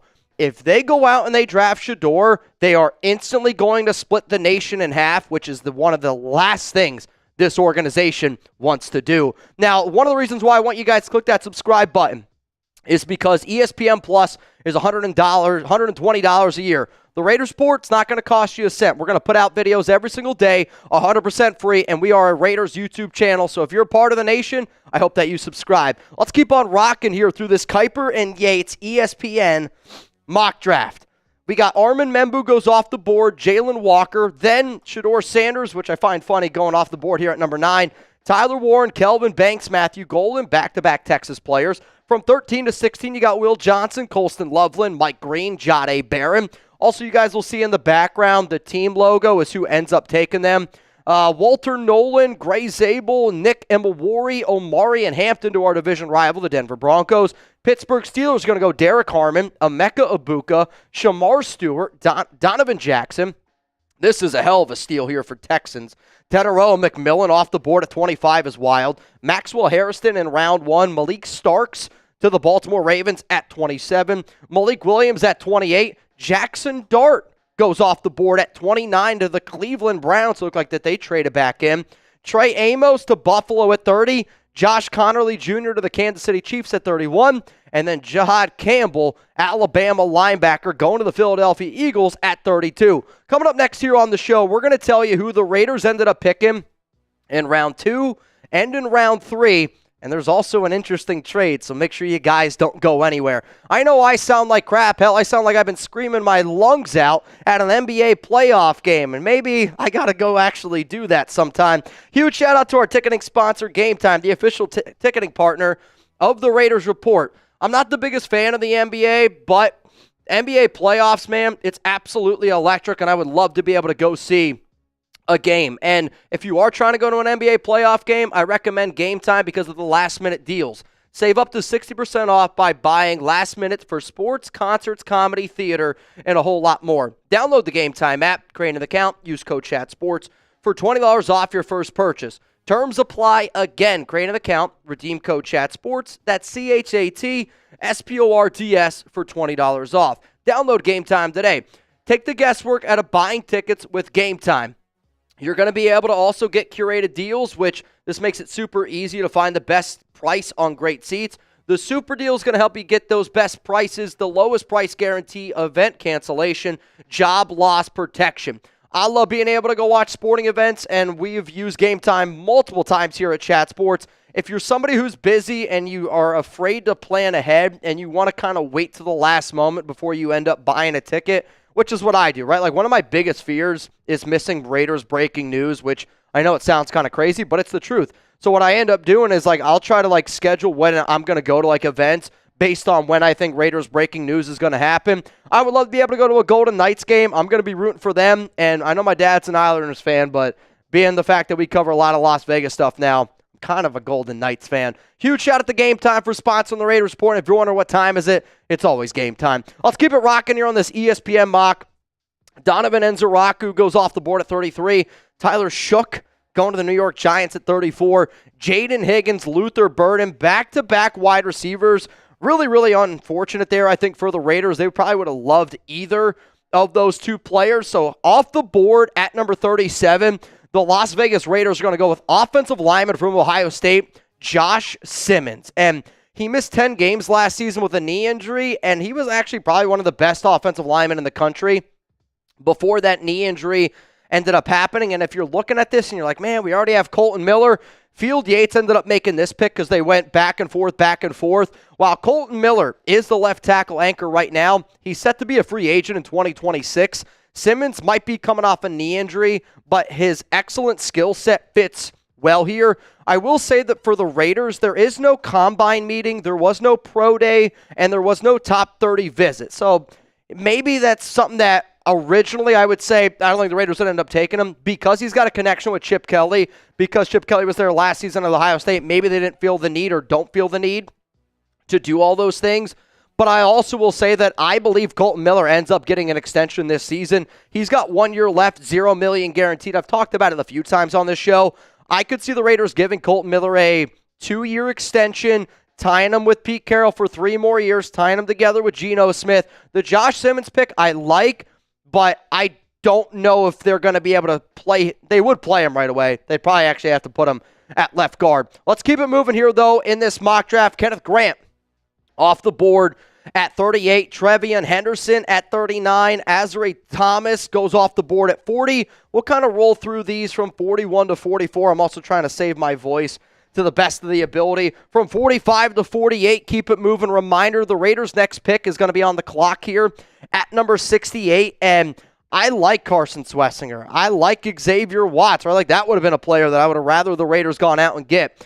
Jalen Newell, if you told me if those 3 wide receivers went off the board, I would have said Jalen Newell would be the Raiders' pick there at number 37 because of how much they like that kid. And I've said before, I think Jalen Newell is one of the most likely Raiders picks at wide receiver. JT Tuimoloau, I can never pronounce his name, but that's also somebody to keep an eye on for the Raiders. Landon Jackson has had some connections to the silver and black. Kevin Winston Jr., one of my favorite safety prospects from Penn State. And that's going to round out for the second round here of this mock draft, which now means it's round 3 time. And for the Raiders, they're picking at number 68. And what I thought was interesting was the Pittsburgh Steelers in this mock draft ended up making a trade. So in the trade for this mock, the Steelers, they get pick number 68, and the Raiders end up getting pick 84, but they also were able to get a third-round pick in the 2026 NFL Draft. The pick that the Steelers ended up going with here in this was Jalen Milroe. And I know Jalen Milroe was a quarterback that the Raiders honestly also like a lot, and maybe they would, maybe they won't. I mean, if you're Pittsburgh and you still don't have a quarterback into the third round, that's why this trade ends up happening. I do think that the Raiders end up getting good value in this trade because you're able to get another third-round pick in next year's draft, which makes sense for Pittsburgh.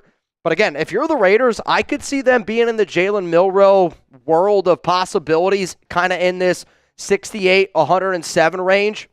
What's also very interesting about this trade is the Raiders have been stockpiling comp picks. You got a 4th, you got a 5th, and you already have a 6th from missing out on some of those free agents that like Trevon Merrick, Nate Hobbs, Roberts playing. They ended up leaving. You don't bring them back. You get comp picks for it. Because of that, I could see the Raiders doing a trade like this where they're going, shit, now we're getting an extra third-round pick in 2026. Because for me, yes, the Raiders are trying to win now, but they are really trying to win in 2026 and in 2027. Coming up here, I'm going to tell you who the Raiders ended up picking at number 83 after the trade for the Pittsburgh Steelers here.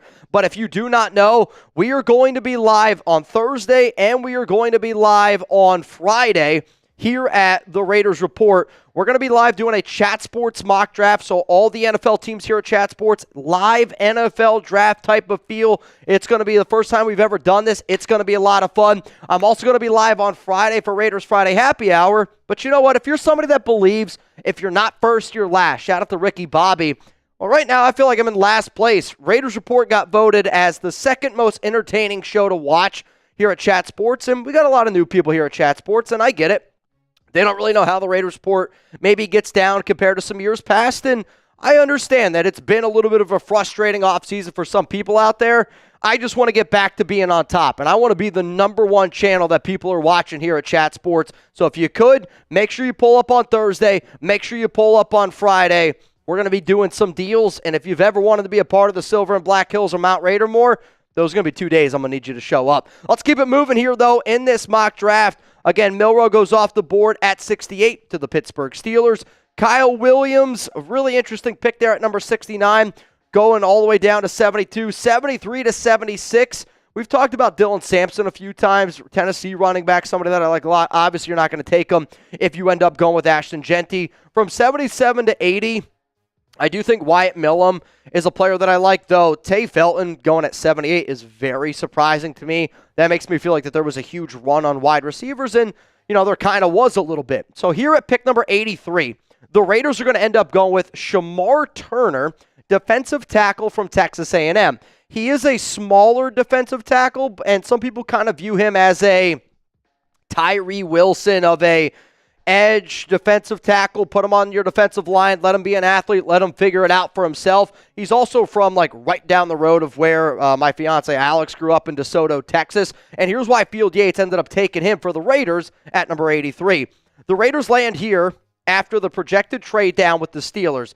They are seeking help on the defensive line, and Turner has some intriguing traits. His 2024 tape numbers weren't super impressive, 2 sacks, but but he totaled 6 sacks and 31 pressures in the year 2023. The Raiders did not have a combine meeting. They did not have a pro day. They did not have a top 30 visit with Shemar Turner. But when you see a lot of draft experts, I am shocked, and maybe shocked's not the right word, pleasantly surprised that the Raiders are still super interested in building their trenches, especially on the defensive line. And this team's really going to try to be able to go out and get you with 4. I will also say if the Raiders ended up going here with Shemar Turner, it would be really, really bad news for Tyree Wilson. So here's how the ESPN mock draft ended up going down. You took Jeanty at number 6, Josh Simmons at 37, Shemar Stewart at 83, but you added a third-round pick in the 2026 NFL draft. So let's just say we're sitting there on draft night. How would you grade this? A, B, C, D, or F? A, excellent. B, it's great. I would say C is good, D is bad, F is an absolute fail. The reason why I'm going to sit up here and I'm going to give this a B grade is because I do think it's a solid draft. I like Ashton Jeanty as a prospect. I like Josh Simmons as a prospect. I like Shemar Stewart as a prospect. I like all 3 of these players, and I like them as prospects, but also you were able to add that pick in the year 2026. The problem with this draft, I think, for some people is it doesn't have as much of an impact this season as the impact it would have for next season, and I want the Raiders to be able to win. I want them to be competitive. I'll be honest. This draft, if it ended up happening, would surprise me, and I don't really think that the Raiders are going to take Simmons, and I don't think the Raiders are going to be able to get Turner at 83 or 37, but it was fun, and I was glad we were able to do it. The most important thing from this one, though, that I do think the Raiders will end up passing on Shedeur Sanders if he's there at number 6. All right, y'all. Appreciate it. I know I don't have as much energy, which I think you guys are kind of seeing why sometimes I talk the way that I do. I get very animated, and I feel like a lot of times people are like, oh, Mitch, use your normal voice. This is me using my normal voice, but when I talk like this, I feel like it's a lot harder for me to get animated, so just kind of bear with me a little bit. We're going to keep on battling through. I don't know what the hell's going on with my throat. What? Oh, dude. Oh, it's brutal right now. that was rough. Mm-hmm. So what do we think? Paul Rader says D. I'll tell you what, there's a lot of people that do not like that mock draft. Not at all. Yeah, I mean, not getting a wide receiver in the first 3 rounds, I feel like that doesn't make sense for the Raiders at all. Like, with wide receiver probably being your largest need. Yeah. I mean, I don't know if it's our largest need. The problem is Raiders have a lot of large needs, like running back, large need, wide receiver, large need. Corner. I don't think corner is actually as big of a need. Really? Again, I like Eric Stokes. I like Ja'Cory and Bennett. Compared to running back and wide receiver, I would say running back and wide receiver might be a bigger need than corner. Yeah, and I agree with Money Chuck. But corner is a big need. I don't get how you can add to the D line. Linebacker, big need. Unless it's like a top 6 pick, I don't get how you can add in the D line until the end of the draft when you have other glaring needs. Like now, if it's 6 and you're getting a guy like a Jalen Walker, somebody who's a top 15 player in this draft, Mason Graham. Sorry, guys. Then I'm like, okay, I guess that makes sense because you're just getting BPA, you're getting an amazing player. Yeah. But in round 3 with other wide receivers and corners, which I'm not big on. Eric Stokes can be good. Yeah. Him and Ja'Cory and Bennett going into the 2025 NFL season is a bottom 10 cornerback duo. Yep. I don't disagree with that. I don't disagree with that at all. And when you have a need at left guard, wide receiver, and cornerback, which maybe you address that a little bit with Josh Simmons.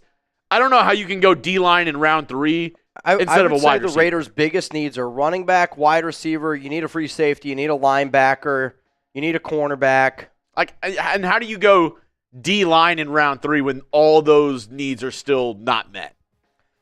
I think the only way that the Raiders go with a player like Shemar Turner is if they're like, there's no way Tyree Wilson's going to be anything. And if a team like the Steelers was trading up into round 3, like for the Raiders in this mock, I would give it a D+. Jeanty, okay, yeah, like good.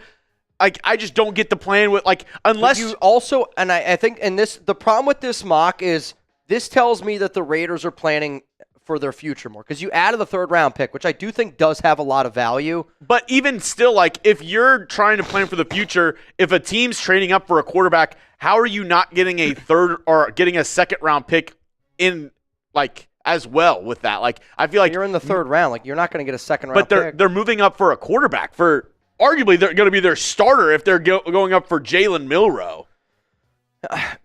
I think that the trade value is more than good fair. Like, I think it's more than good value. I would have rather. I don't love this draft, I'll admit, but if you're telling me look at this draft at this year and this year only, I agree. It's probably a C-. But if it's like, in my mind, when I think about this draft, I'm thinking like, all right, the Pete Carroll 3-year window, that to me does. That's why I give it a B. I just don't know if you can afford being like, yeah, we're going to take a bunch of people in it. Like, we're going to make this draft to where we're still not going to address our needs this year and be bad this year. Like, we've talked about how trading for Geno means you want to be good this year. Yep. So why not try to improve this year? Why not? This draft only makes sense to me if you're trading Colton Miller. That's the only way this draft makes sense to me. Yeah, maybe. Simmons is a left tackle only. He's only played left tackle at Ohio State. And yes, I mean, you can, I guess, move guys into left guard, but why would you not just get a really good guard in this class if you're going to play him at guard this year? Like, I think unless you... He did play right tackle in 2022. Yeah. Okay, right tackle. He played right tackle in 2022, but he's not a guard. No, I Would agree. you play him at guard? There are some people like that think that he could get moved to guard, but... Everybody that I've seen is that he's a tackle. Yeah. He's a tackle. I agree. So unless you're trading Colton Miller, when you have other wide receivers on the board like a Jalen Noel and other, Trey Harris, why are you getting a left tackle unless, like I said, it only makes sense if you're trading Colton Miller. Yeah, in my opinion, it would be it'd be interesting. All right, let's get some hashtag Raiders, some super chat questions here up on the show, and I'm gonna keep on battling as best I can. Again, shout out to all y'all for battling through it with me. What up, Jersey boy? Who would you draft in the 2nd? Trey Amos, Maxwell Harrison, Benjamin Morrison, or Siobhan Revel? If this was up to me, I would go with Trey Amos just because I think he's the best fit for what type of defense that we are going to go with. Now, with that being said, if you were to ask, I think, some other people out there, I think Maxwell Harrison's going to be ranked higher than probably Amos. Benjamin Morrison right now is turning into one of the most interesting prospects out there, because there are a lot of scouts, there are a lot of teams that we got told here at Chat Sports that there are some people that don't have him until round 4. Who? Benjamin Morrison. Oh, yeah. Because of his hips. And there are some legit concerns. I do think Morrison's going to be one of those players that falls in the draft because of his injuries, not being able to get checked out. Siobhan Revel is a player that I like a lot, but a little bit, there's some inconsistencies there, and there's some scary injuries there, but... Oh, he's supposedly healthy. Trey Amos here is number 1, and it's not close for me. See, Maxwell Harrison, you can make an argument, might be a better player, but I think Amos is a better fit for the Raiders. I think if I had Trey Amos or Maxwell Harrison, because what everybody gets locked into is 40 times. And Maxwell Harrison ran a sub 4.3 40. But how often are the guys that run the fastest 40 times the best players? Very rarely. It's usually guys that run really fast, but they're not the fastest guys out there. I feel like Maxwell Harrison has that like really good speed, and he's a decent cover corner, but at the end of the day in the NFL, you need to be able to tackle. And Maxwell Harrison cannot tackle. He cannot tackle. He wants no part of it. I'm not taking somebody in the 2nd round who's afraid to tackle. And again, when you're afraid to tackle in college, it's going to get worse in the NFL. Nothing would piss Raider fans off more, too, if they drafted somebody early on and he was not a hard-nosed, tough player. If he was a wuss. Yeah. I mean, imagine how frustrated, like Jack Jones made you last year. Imagine how frustrated you were when Marcus Peters was playing. They were ole, ole, ole. Let's go to Ray Javon. What up, man? I'm going to piss some people off with this, but AOC in a 4th for Jalen Ramsey. Thoughts? I don't see how anybody could be possibly mad by that. I mean, honestly, if I'm being real with you, I think Miami laughs in your face and hangs up the phone. I think what Raiders fans, the problem with Raiders fans, and this just being real, when you watch your team, you have a higher value for the players and team that you watch. I mean, when I asked the Chat Sports guys, and again, like we do these conversations all the time, when I asked the Chat Sports guys who wants Aiden O'Connell, the best trade that I got from somebody here at Chat Sports was a 6th-round pick in 2026. So, like, you know, the Dolphins aren't going to accept and I would want a 5th-rounder for Aiden, and that's coming from me, right? Like somebody who, like, you know, think about what Joe Milton just went for. Jalen Ramsey in a 4th-round pick, that would be an absolute steal. Or AOC in a 4th for Jalen, I would say is an absolute steal. Because I don't think that the Miami Dolphins would do that. But, yeah, I would do that one in a heartbeat. Let's go to Born, a Raiders fan. What's up, my man? Jeanty at 6 makes no sense in a deep running back class. Chip can grab his Ohio running back in round 2. Take Graham or Shedeur. Don't waste a first on a running back who put trust in aging, injury-prone quarterback with Carr-level career stats. See, and I feel like... so what, you're saying... I think taking Shedeur at 6 would be a waste. You're saying this year we're not going to win because you have a starting quarterback and you're going to say, okay, we're going to take Shedeur. So basically, Shedeur's going to sit for two years. Man. Why would you trade for Geno? Give him a really big contract extension, which it's still a good contract. It's a really good contract. I mean, Born a Raiders fan, based on your statement, you're just not very excited about Geno, and that's fine. I think what you're looking at though is an aging, injury-prone quarterback. I don't really know how you call Geno an injury-prone quarterback. And, yeah, you're looking at stats, and I think that people who only look at stats probably aren't going to love Geno.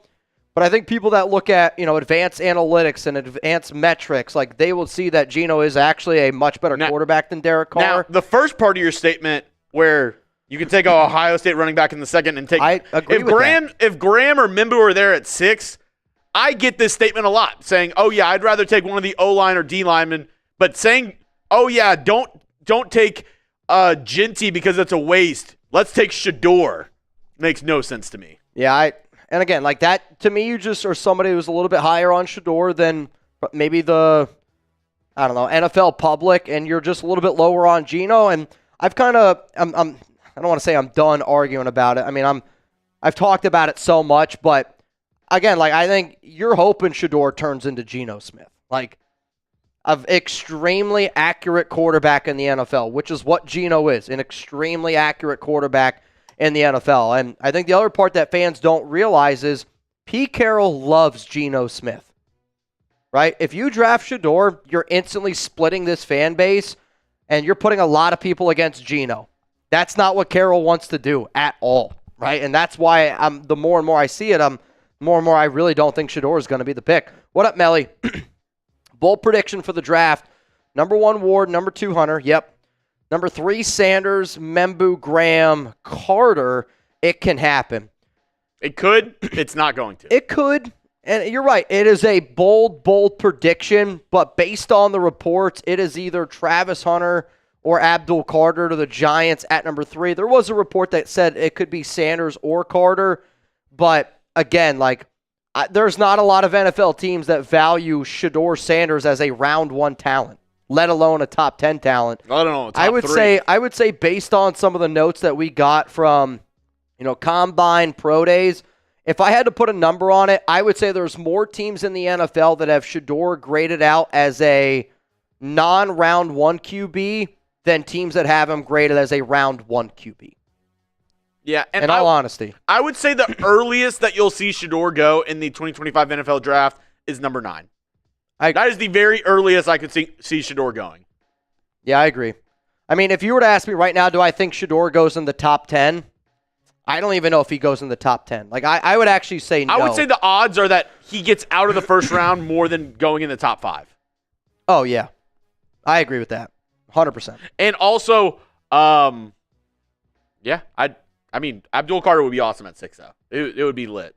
Nah, man, Giants have spent a lot of time with Shedeur. I know, right? And I can remember one of the Raiders GM candidates that they brought in. I was like, I think it was Brandon Brown or something like that, who was notoriously for loving Shedeur. And again, there's going to be certain organizations that love certain players. And you're right, all it takes is one guy. But I just don't think Shedeur is going to be the pick there. What up, Born a Raiders fan? Why waste a first on a running back who won't make us contenders? I mean, Ashton Jeanty's instantly going to make your running back room better, but I hear you out. Like, to me, it's not just about what's the most important pick in round one. It's what makes our entire draft, look the best, which is why I like people when they do mock drafts where I'm like, is Trevion Henderson in round 2 at 37 a better value? I will say also, there was a video circulating earlier today on Twitter of Mason Graham working out in a Jag shirt. There are certain players that I think the consensus already knows where they're going. Like Cam Ward's going to be a Titan. Travis Hunter's going to be a Brown. I think Mason Graham's going to be a Jag. I think Abdul Carter's going to be a Giant. The Patriots right now are the weird team for me, but it sounds like they're either going to go Armin Membu or Will Campbell. But I think Mason Graham. I think Graham's going to be a Jag. I think in Mason Graham's mind, he's like 99% sure he's a Jag. Yep, I agree. You're not working out in Jags gear if you don't think that's the team that's going to take you. Correct. What's up, John? As much as I'd love to get Jeanty at 6, I'd prefer move back and get more picks and get either Hampton or Golden. I will say, I don't think either of these would happen. The idea of moving back multiple times in the first round is good in theory, but it's also like you can do that in mock draft simulators. Doing that actually on draft night, a lot tougher. Yeah. A lot tougher. And it's easy in mock drafts to be like, oh, dude, I got 3 first-rounders in 2026 because I traded back 7 times. Sure. But that's not going to happen. And I'll also go back to look at every move the Raiders have made this offseason. They want relationships, and they want to get to know players. And I would be shocked if the Raiders' first-round pick was somebody that they didn't hold a top 30 visit with. Amarian Hampton, no top 30 visit.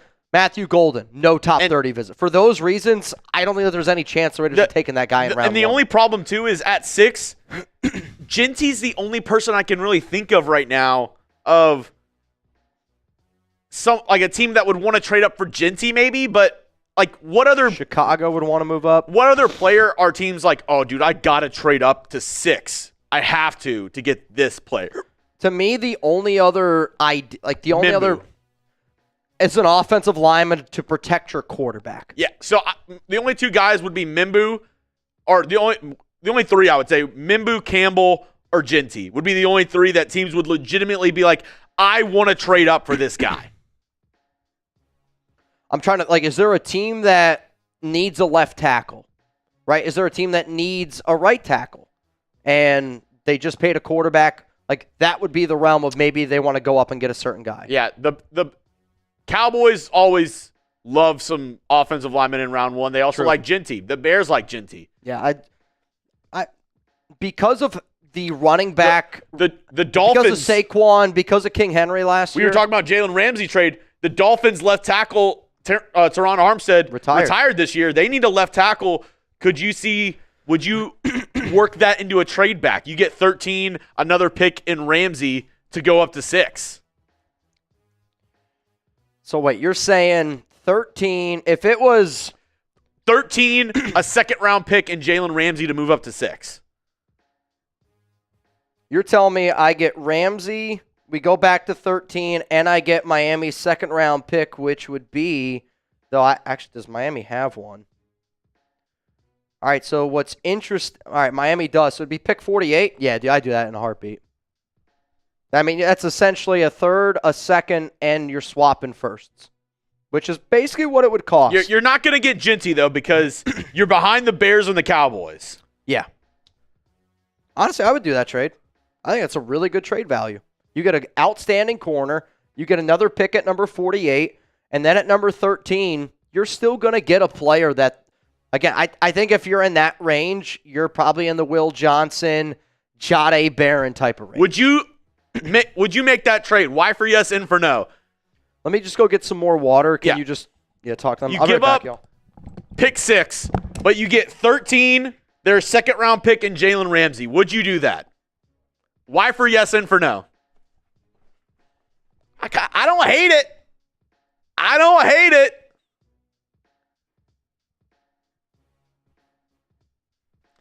Maybe you get a sneaky player at 13.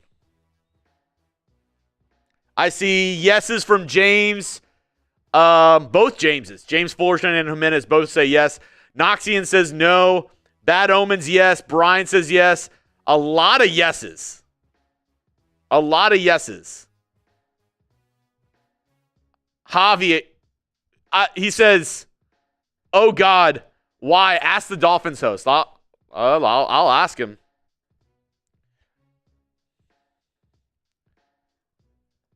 Would you make this trade? Raiders get pick 13 plus Ramsey and a second. Dolphins get pick 6. Okay. I asked him if he would do that. Let's see what Rolly has to say. Rolly's our Dolphins host. I just sent him the trade. Raiders get 13, Ramsey, and a second. Dolphins get back pick 6. Is he out there? Maybe he might be in a studio right now. Let's see what he has to say. We'll see what he has to say. We have some more super chats to get to, though, so let's move on. TJ Parkinson. Gino goes out, gets injured, out for 6 games. What do we have? That's all it takes to have another tank year. I mean, yeah, but I feel like you could say that about a lot of teams. I mean, you definitely need backup guys, and maybe that's where Aiden O'Connell comes in as a okay backup. But, I mean, I feel like that's a lot of – if Josh Allen gets hurt, are the Bills going to the playoffs? Probably not. If Lamar Jackson is out for the year, if Joe Burrow's out for the year, if Tua's out for the year, if CJ Stroud is out for the year, I feel like you can say this about almost any team and their starting quarterback, right? Right? I mean, very few times do you have a backup who comes in and excels a team. Now, it's happened before. Nick Foles with the Eagles. That's why a lot of teams like to have really good backup quarterbacks just in case. I mean, if Patrick Mahomes goes down, the Chiefs are not going anywhere, right? It's very rare that you see a team with their quarterback out and they thrive. You know, if Justin Herbert got hurt with the Chargers, they're done. They're done. So, TJ, Tom Brady. Maybe get Tom Brady to come in there. But yeah, I get what you're saying, TJ, but at the same time, I feel like that sentiment can be said about almost every single NFL team and their starting quarterback. You know? Nate, Travis Hunter at all costs. I mean, the cost would be your first rounder next year. You'd have to trade your first rounder next year, probably more than that, to move up to 2 to get Travis Hunter. Are you willing to do that for Travis Hunter? I think 98% of Raider fans would say that's no. What? Move up to 2 to get Travis Hunter. I'd be unbelievably pissed off. Because you'd have to give up your first this year, your first next year, multiple second and third round picks, and maybe even a player. I'm not interested in. Again, like Travis Hunter is an unbelievable athlete. I can't wait to see how his career goes. But, you know, there's also that part of him. Like, I mean, he literally said today, if a team doesn't allow me to play both ways, I'm retiring. Which I don't love him saying that, and maybe some people won't care, maybe some people will care, but like I don't want a guy I want a guy that does what I want him to do, you know? Like I don't want somebody calling the shots like that, and maybe that's the old school person in me. Though if you traded up for him, you better let him play both sides. You better let him be a wide receiver. You better let him be a corner. I think what's really going to be interesting though for Hunter is I wonder how much that changes come payday time. Like, when he does get done with his contract, right, and we're 5 years from now, if Travis Hunter is sitting there going, well, I want to get paid, I don't know, like a top wide receiver and like a top corner, I don't think there's going to be a team that does it. Like, I think he'll get paid like one of the top positions if he is truly one of those top guys. Yeah. But if you're a above-average corner and above-average wide receiver, I don't think you're getting elite money. I think you're going to get above-average wide receiver money. Chase Sr.'s right outside our 49ers host. He should know all about trading up to the top 3 picks to get a guy with a lot of potential. There you go. A la Trey Lance. Carson, the most notable guy in chat sports for trading up into the top 3, probably Chase Sr. Also, Carson Wentz, Trey also Lance. The favorite here at Chat Sports. Per all of us. We got born a Raiders fan. I'd like to thank God. I like Geno, but he's only here for 3 years. Let Sanders sit. Plenty of quarterbacks thrived after waiting. Rodgers, Rivers, Love, Breeze, Romo. It can work. From born a Raiders fan. I know that it can work. And I'm not sitting here saying that it can't work. But I don't think that you draft Shedeur at number 6 to let him learn for 2 to 3 years. I think the idea of letting a quarterback sit for at least 1 year can be something. But the difference between I that don't think is Shedeur has that high of upside to any of the guys that you said down there below. One, Aaron Rodgers, 25th pick in the draft out of Cal.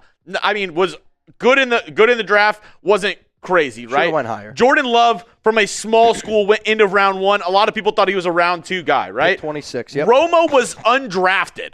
Yep. So you're talking about guys who not a lot of pedigree sitting behind their starting quarterbacks, right? Breeze, I believe Purdue, he was maybe a first-round pick, but I can't remember where he went. He went to New Orleans with Sean Payton, and that was just a perfect recipe he was with for him. He was with the Chargers, and I guess hurt his shoulder.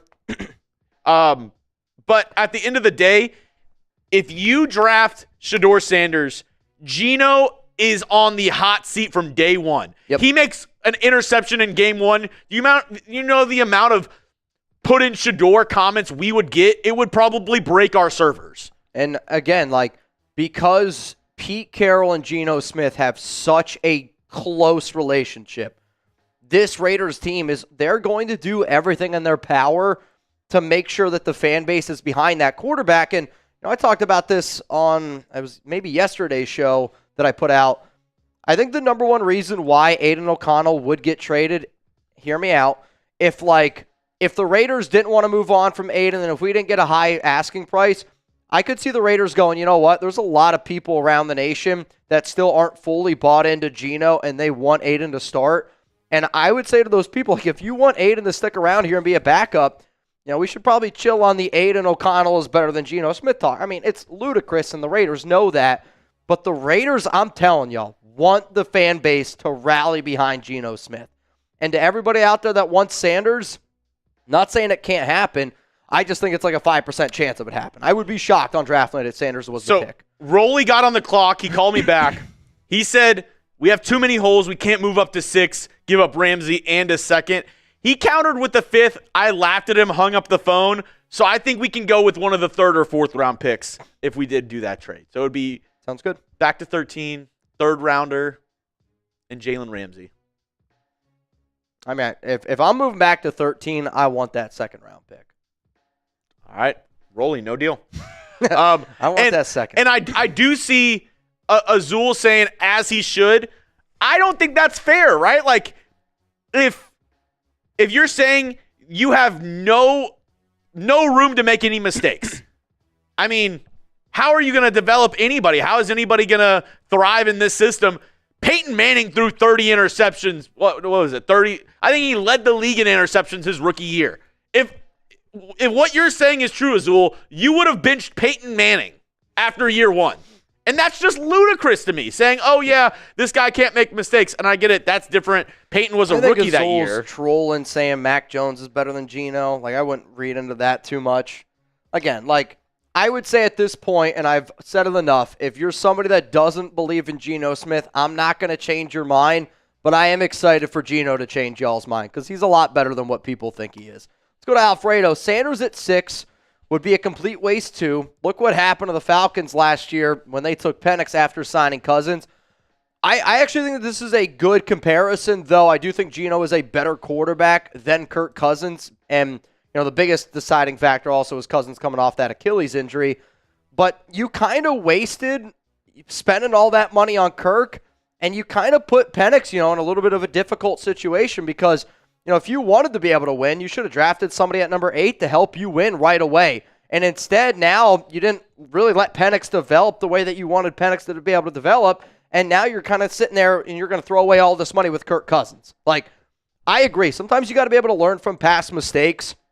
And I really do not think the Raiders are going to end up going with Shedeur Sanders. If you don't care about the Raiders winning this year, if you're like, oh yeah, I'm okay with the Raiders having a top 5 pick next year too. I'm okay with the Raiders sucking this year. Take Shedeur at 6. Yep. But even then, if you're like, oh, we don't want to wait for this year, we got to get next year, there's probably 3 or 4 quarterbacks in next year's draft class that are better than Shedeur.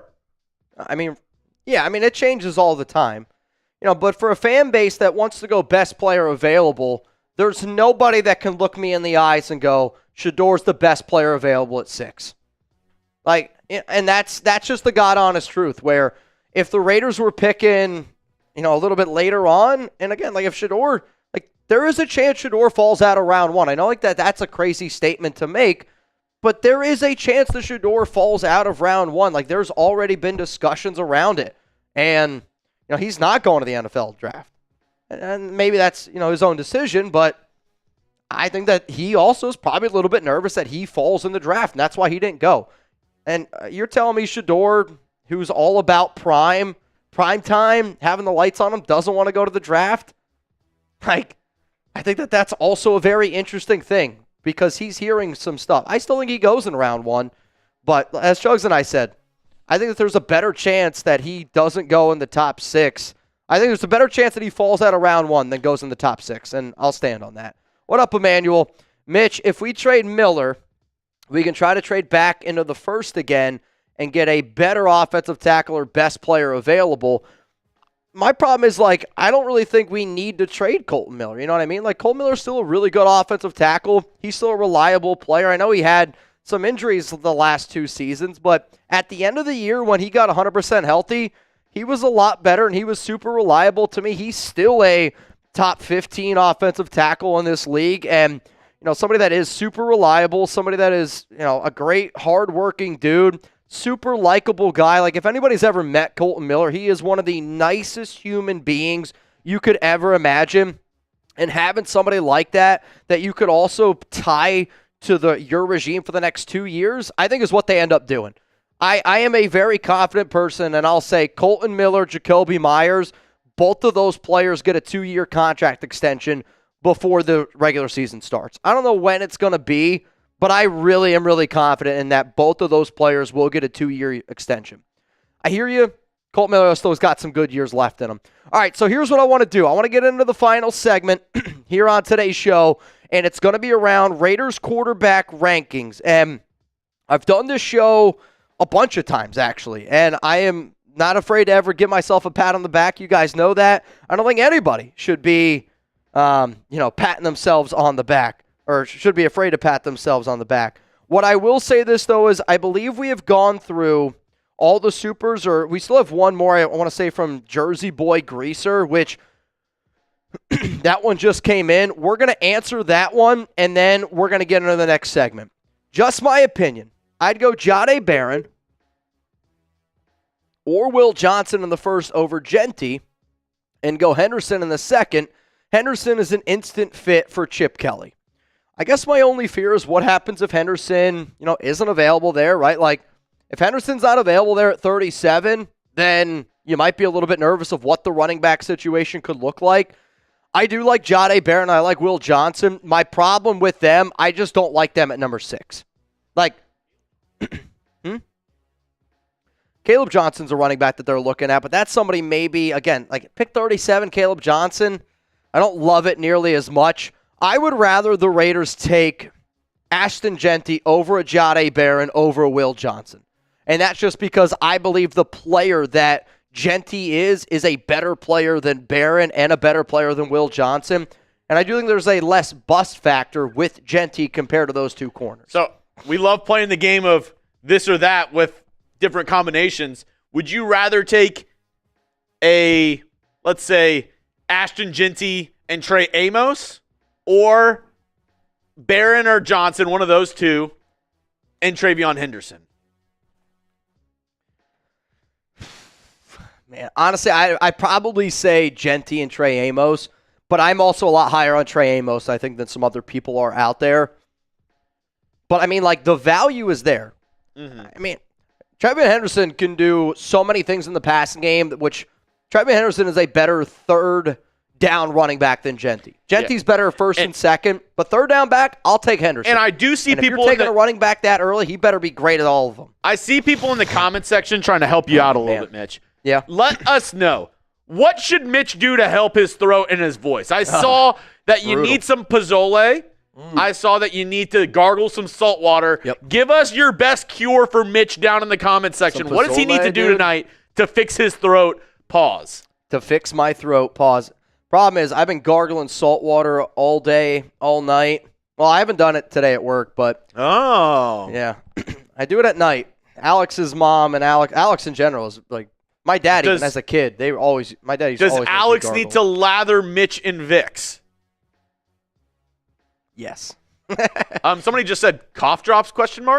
Yeah, I have some cough drops, but again, I can't sit up here on the show and eat a cough drop because actually one of the things that drives me nuts is when I can also hear like people like with hard candy in their mouth and it hits off their teeth. It's also one of my big pet peeves. Rustin says a long, steamy shower. A long, hot, steamy shower the long way. Raw garlic. All right, eat a lemon. Eat a lemon.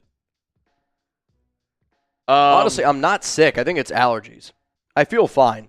I feel 100% great. Shot of tequila. Ginger ale. Ginger ale. All right, I got you. Yeah. Okay, born a Raiders fan, I see your question, but we're going to get into this next segment really quick, and then that will be the first question we answer after this last segment. Quick for you, Mitch. This is a cold open. Okay. So we're going to do that. Sounds good. Do you have water? You filled it up, right? We're good? We're stacked. Oh, dude. We're so stacked. Oh, yeah. AZ chewables. I see a lot of people. Zalesbo saying honey. Yeah, I've been eating honey, man. I think for allergies and this would make the most sense. Go to the farmer's market and get local honey.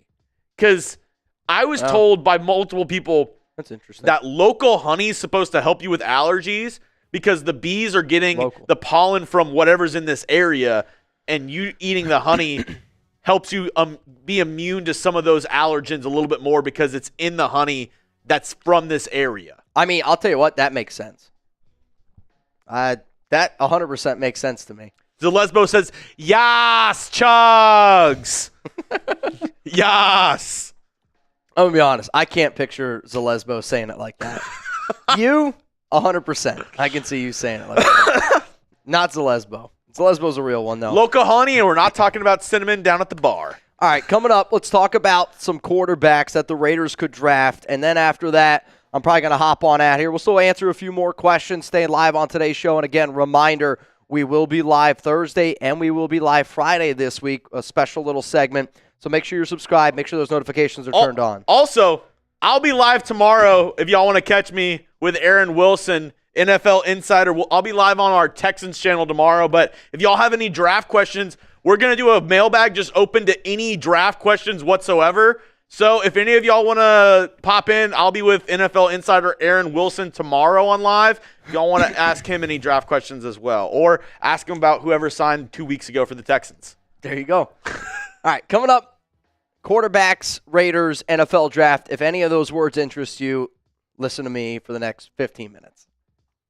It's crystal ball time. Which quarterback are the Raiders most likely to draft in the 2025 NFL draft? Coming up here on the Raiders Report, I'm going to tell you who is the most likely that Pete Carroll and John Spytek decide to pick on draft night.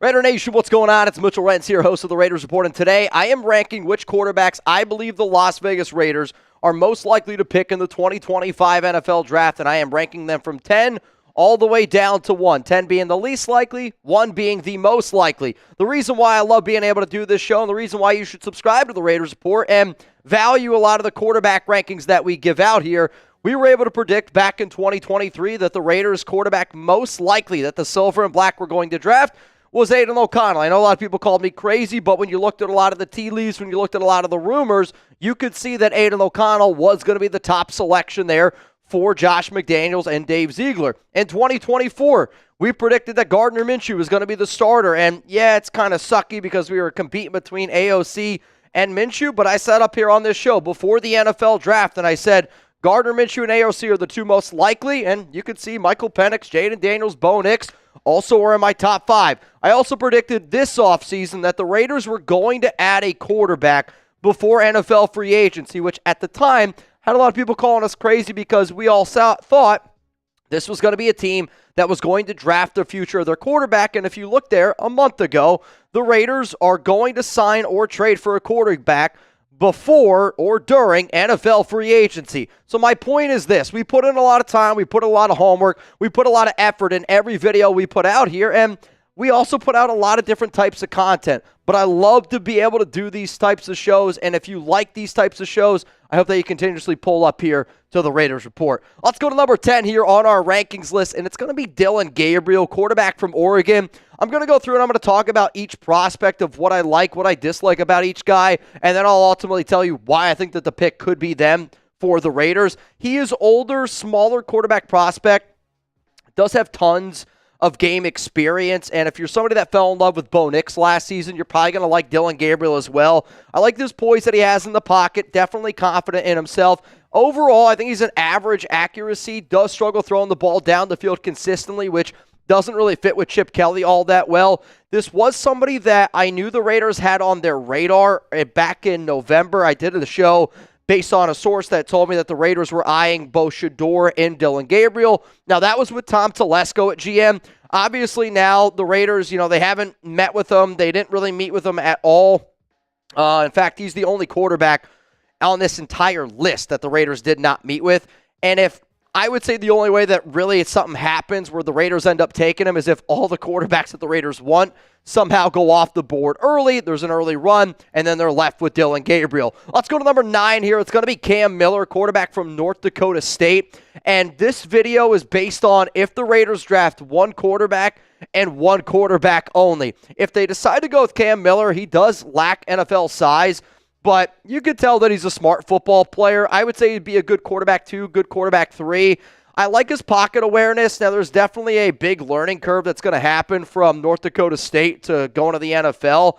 But my number one concern for him would be, yes, good footwork. He's going to struggle throwing the football down the field. He just doesn't have nearly the arm talent, doesn't have nearly the arsenal of pitches, if you will, to be able to throw on all 3, 4 levels of an NFL football field. If the Raiders did end up going this route, it would be he did have a top 30 visit. Anytime you see top 30 visit with this organization, that means something. He is a winner, 2-time FCS national champion in 2001, 20, and 2024. The reason why I have him on this list, though, and why he's a little bit lower, the Raiders do have 4 late-round picks. But I honestly think Cam Miller could be somebody that's probably a UDFA, but the Raiders do have 3 picks in round 6, and they have that pick in round 7. Could be somebody to go in that realm. Let's go to number 8 here, Ethan Garbers from UCLA. Obviously, Cam Miller and Ethan Garbers wouldn't be any starting quarterback options, but if you told me the Raiders draft only one quarterback, Garbers could be a name to at least keep in mind. From UCLA, does have some Chip Kelly ties, which is why I'm breaking this all down. But in terms of what he brings to the table, not a lot's going to be there from an NFL perspective. The only reason why Garbers would be taken is because spent 3 years with Chip Kelly from 2021 to 2023. Also, Garbers credits Chip Kelly with a lot of his development. He's a good leader. This would be somebody that would compete with Carter Bradley, and Pete Carroll loves guys that are going to go out there and compete. I would say Ethan Garbers is probably more likely a UDFA than somebody that the Raiders draft. If they do end up drafting Garbers, I'm going to say it's going to be in the round 7 at pick 222. Now, let's get into some categories or some quarterbacks that I think are legitimately on the Raiders' radar and players that you guys would actually be excited about if they ended up taking them. At number 7, it's going to be Kyle McCord from Syracuse. He did play in a pro system, but super long windup. When the ball's getting ready to come out of his hands, it is a little bit of a quicker release, but it's a really long windup. I love that he attacks the field at any level, and he is not afraid to make any throw. Sometimes I almost worry that McCord thinks he's like an elite Brett Favre. He does have that true gunslinger mentality, which can lead to some really bad decisions and some really bad turnovers.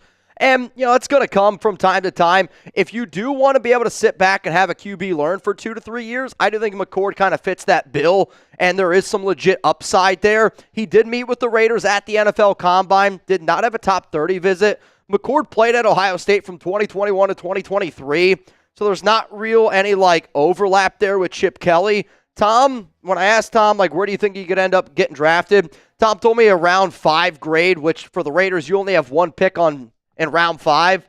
So that's why Kyle McCord's going to come in here at number 7. Let's go to number 6, Tyler Shook, quarterback from Louisville. And again, these are based on the most likely that the Raiders end up drafting them. He is a pocket passer with 7 years of college experience. He can make, I honestly will say, he can make almost any throw on the football field. Love his downfield throwing ability. Does struggle against pressure, isn't a good athlete at all. And when the play breaks down, he hits the panic button. Depending on who you talk to around Shuck, there are some NFL teams, I'm telling you, that love this guy. And because they love this guy, he could be, this would be maybe a surprise to some, could be a first-round pick, late first-round pick. That would be a little bit shocking to me. But he is a player that I do think could go before pick 37, before the Raiders are on the clock. And if that happens, there's a 0% chance the Raiders are going to be interested. But because of that top 30 visit, because he does fit what Tom Brady kind of looks for in a quarterback from a decision-making process, just from an overall field commander, he does have a wide range of where he could be drafted, and for that reason, I ended up putting him as a higher probability than somebody like Kyle McCord, who has a chance to go a little bit later. So those are the top 6 quarterbacks, or those are the bottom 5 quarterbacks that the Raiders could draft. Now we're about to get into the top 5, and the top 5, I would say, is another big tier gap of legit names that Pete Carroll and John Spytek are going to keep on their radar to have learn behind Geno Smith. Before I get into those top 5 names, today's show sponsored by Game Time, the official ticketing sponsor of the Raiders Report and here at Chat Sports. I know I sound like I've been screaming my lungs out at some NBA playoff games, but if you're like me and you would love to be able to go watch maybe the Lakers, maybe the Dubs, maybe it's the Houston Rockets, I love using Game Time, and I think that you guys will too. I love using Game Time because of the last-minute deals. Save up to 60% off buying last minute for sports, concerts, comedy, theater, and a whole lot more. Download the Game Time app, create an account, use code ChatSports for $20 off your first purchase. Terms apply again. Create an account, redeem code ChatSports. That's ChatSports for $20 off. Download Game Time today, and if you're wondering what time is it, it's always Game Time. Chugs and I have trusted Game Time for tickets where I've gotten tickets for my fiance, I've gotten tickets for my dad, I've gotten tickets for my fiance's dad. If you are somebody that wants to wait to the last minute, maybe you're a busy person because you don't want to buy a ticket because you don't know if you're going to be free on Saturday. You don't know if you're going to be free on Sunday. That's kind of how I am, and I'm always worried I'm going to miss something Raiders related. So I will wait until 2 hours, 3 hours before an event, and then that's when I'm going to go get my tickets. If you're traveling in a new city, I think actually one of the best apps that you can download is Game Time to just see what's going on in any city that you're planning on visiting. If you like to travel, if you like going to a sporting event, if you like to have a good time, shout out to Game Time. Promo code ChatSports, $20 off. Terms apply. All right, so here we go. Top 5. Jackson Dart, quarterback for Ole Miss. And Dart does have a lot of fans around him, and there are very split emotions of how I feel about Dart. There are some tape I watch of him, and I'm like, dude, I freaking love this kid. And there's some other tape I watch of him, and I'm like, dude, this guy cannot be drafted in the first 2 rounds of the draft. The 3-year SEC starter who did improve each of his previous 3 years, which is something that I'm always a sucker for. If you're not coachable, you're not going to be good in the NFL. He is a good athlete, plays with a lot of confidence. I like that swagger. His footwork is lazy. His mechanics are bad. But when his mechanics and his footwork are on, he has one of the best and prettiest deep balls in this year's class. And when I first scouted Dart, I didn't think that he had a good deep ball at all. It's because some of the games I was watching, his footwork sucked. And I was like, this guy, I'm like, why do people love him? But when you see that he's on and he puts it together, if I was Chip Kelly, I would look at Jackson Dart and go, I can make that guy look great all the flipping time. Now, why I think that the Raiders could end up drafting him, he did have a formal combine meeting with the Raiders and also, I believe, a top 30 visit. High school teammates with Jackson Powers Johnson, and because of that relationship, that does matter to the Raiders. He could go into the top 10, but I've heard he could slide all the way down to round 3, and because of that wide range of possibilities for the Raiders, Dart's not going to be somebody the Raiders look at 6. If he's available, though, at 37, that's where it's really going to get interesting.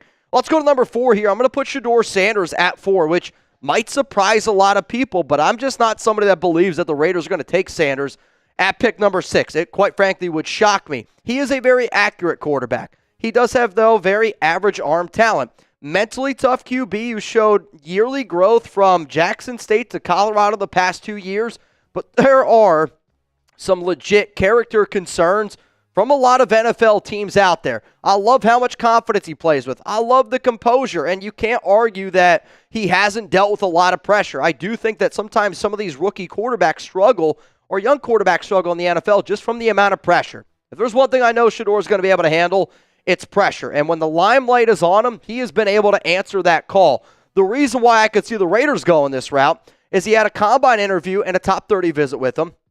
Tom Brady has been a mentor since 2020, and there's been a lot of connections to Shedeur and to the Raiders.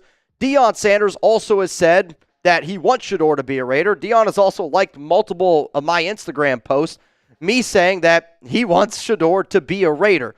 The other thing that I think we got to sit back and look at, though, and wonder, if the Raiders end up passing on Shedeur at 6, a team that I would say probably has done more homework on Shedeur than any of the other 31 teams because of their connection to Tom Brady. If you think Tom Brady's smart at football, and if you think Tom Brady knows what he wants, and if you think that this organization, like Pete Carroll, John Spytek, Chip Kelly, guys that have done amazing work with quarterbacks, if they pass on Shedeur at 6, I think it's because that they are very confident in that decision. If they take him at 6, it's because they're also very confident in that decision. So let me know round 1, day 1. Round 2 and 3, day 2. Day 3 is round 4, 5, 6, and 7. Which day will the Raiders end up taking a quarterback? I have been saying now for, I would say, probably a solid month that I am a believer that the Las Vegas Raiders end up taking a quarterback on day 3, which is why the next 3 quarterbacks that you were going to see, I'm not saying all 3 of them are going to go on day 3, but I think if any of these next 3 quarterbacks end up being drafted by the Raiders, I think it's all going to happen on day 3. Let's go to number 3 here on my list. It's going to be Jalen Milroe. And, you know, I said everything that I just said about a day 3 quarterback, and then I'm talking about Jalen Milroe, a guy who's going to be at the NFL draft. There are some teams that might take Milroe in round 1. I don't see the Raiders being one of those teams. I would be shocked if that were to end up happening, but he is the best athlete at the quarterback position in 2025, and quite frankly, it's not close. His accuracy was bad. His decision-making this past season, it was bad, especially inside the pocket. Milroe, though, I do think was much better in 2023, and he was much better overall, especially as a deep ball passer. If you're going to be the athlete that Milroe is, you have to be able to throw a deep ball. I think it's actually one of the reasons why Jalen Hurts is as good as what he is. Yes, Hurts was not a good thrower of the football first coming out of college, got better and better and better, needed to fit in the right system, but because he can throw the ball down the field, teams have to respect it. It just creates so much more for Jalen Milroe's legs. I know for a fact that the Raiders were one of the teams that was very impressed by Milroe and all of his interviews. Love the mental approach, and that impresses a guy like Tom Brady, John Spytek. The Raiders also know that this fits kind of this 2 to 3 window that they have with Geno Smith, because Milroe is going to need to learn to develop for 2 to 3 years. You had a formal combine interview, you had a top 30 visit, and just last week, or maybe it's 2 weeks ago, this time is just passing me by this offseason.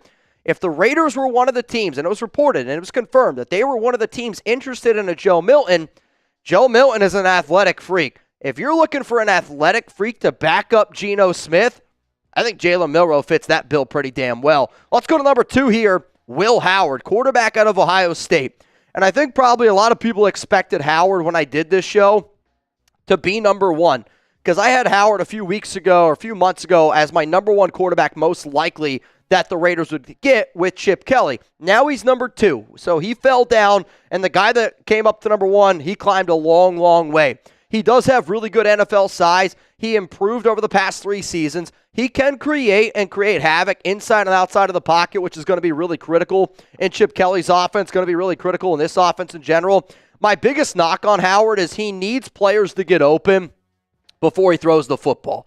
And that's just not going to happen in the NFL. Like, quite frankly, the offense that Will Howard played in this past season was one of the best offenses I've seen in college football. And if they would have had a different quarterback, I think they would have ran teams out of the building, kind of like what LSU did a few years with Joe Burrow, because he had talent, offense, offensive line, running backs, wide receivers. Hell, the best receiver on his team, he ain't even coming out this year. He's going to be coming out in 2027, who's also Geno Smith's cousin. But Will Howard is an outstanding prospect down the road.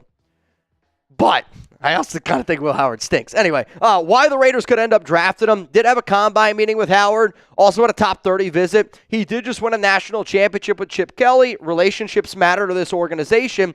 And Howard, to me, does need 2 to 3 years to be able to develop. And if he's able to develop and if he's able to show growth the way that he showed growth just in 1 year with Chip Kelly, I do wonder how much more growth he would be able to learn for 2 to 3 years, being able to learn from Tom Brady, John Spytek, Chip Kelly, and honestly, even Geno Smith. But that means the number one quarterback most likely that the Raiders end up drafting in the 2025 NFL Draft is Quinn Ewers. And if you would have asked me this question about a month, 2 months, hell, 3 months ago, I would have never said Quinn Ewers. But I am a big believer where there's smoke, there's fire. Y'all know that.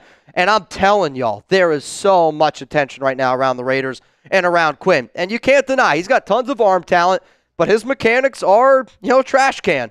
Tough player. He's willing to play through injuries, loves to go out there and compete, loves to be able to, help his team win in any way, fashion. Does get the ball out quickly. I love how quick of a release he has. And, that's one of the things that Tom Brady always, credited himself of. He was able to get the ball out quickly. Quinn Ewers also was able to get the ball out quickly. This is another quarterback prospect, though, for anybody that watches this show. I don't love Quinn Ewers. And if it was up to me, I've said I think Kyle McCord is a better quarterback prospect than Quinn Ewers on day 3. This would be a move that the only reason why I would buy into it is because I believe in Chip Kelly. I believe in John Spytek. I believe in Pete Carroll. I believe in this regime, and I believe if you let Ewers sit for 2 to 3 years, you can't deny that there's not some upside up there. However, he had a top 30 visit. He had a pro day visit. He had a combine meeting. He is the only quarterback on this list in the NFL draft that has had all 3 of those with the Las Vegas Raiders. Also, Texas head coach Steve Sarkisian worked underneath Pete Carroll at USC from 2001 to 03. In the year 2004, he was a member of the Oakland Raiders, which that shit matters to Mark Davis. Then he goes back to USC in 2005 to 08. Steve Sarkisian talks about Pete Carroll and Nick Saban being 2 of the people of why he is at where he is at.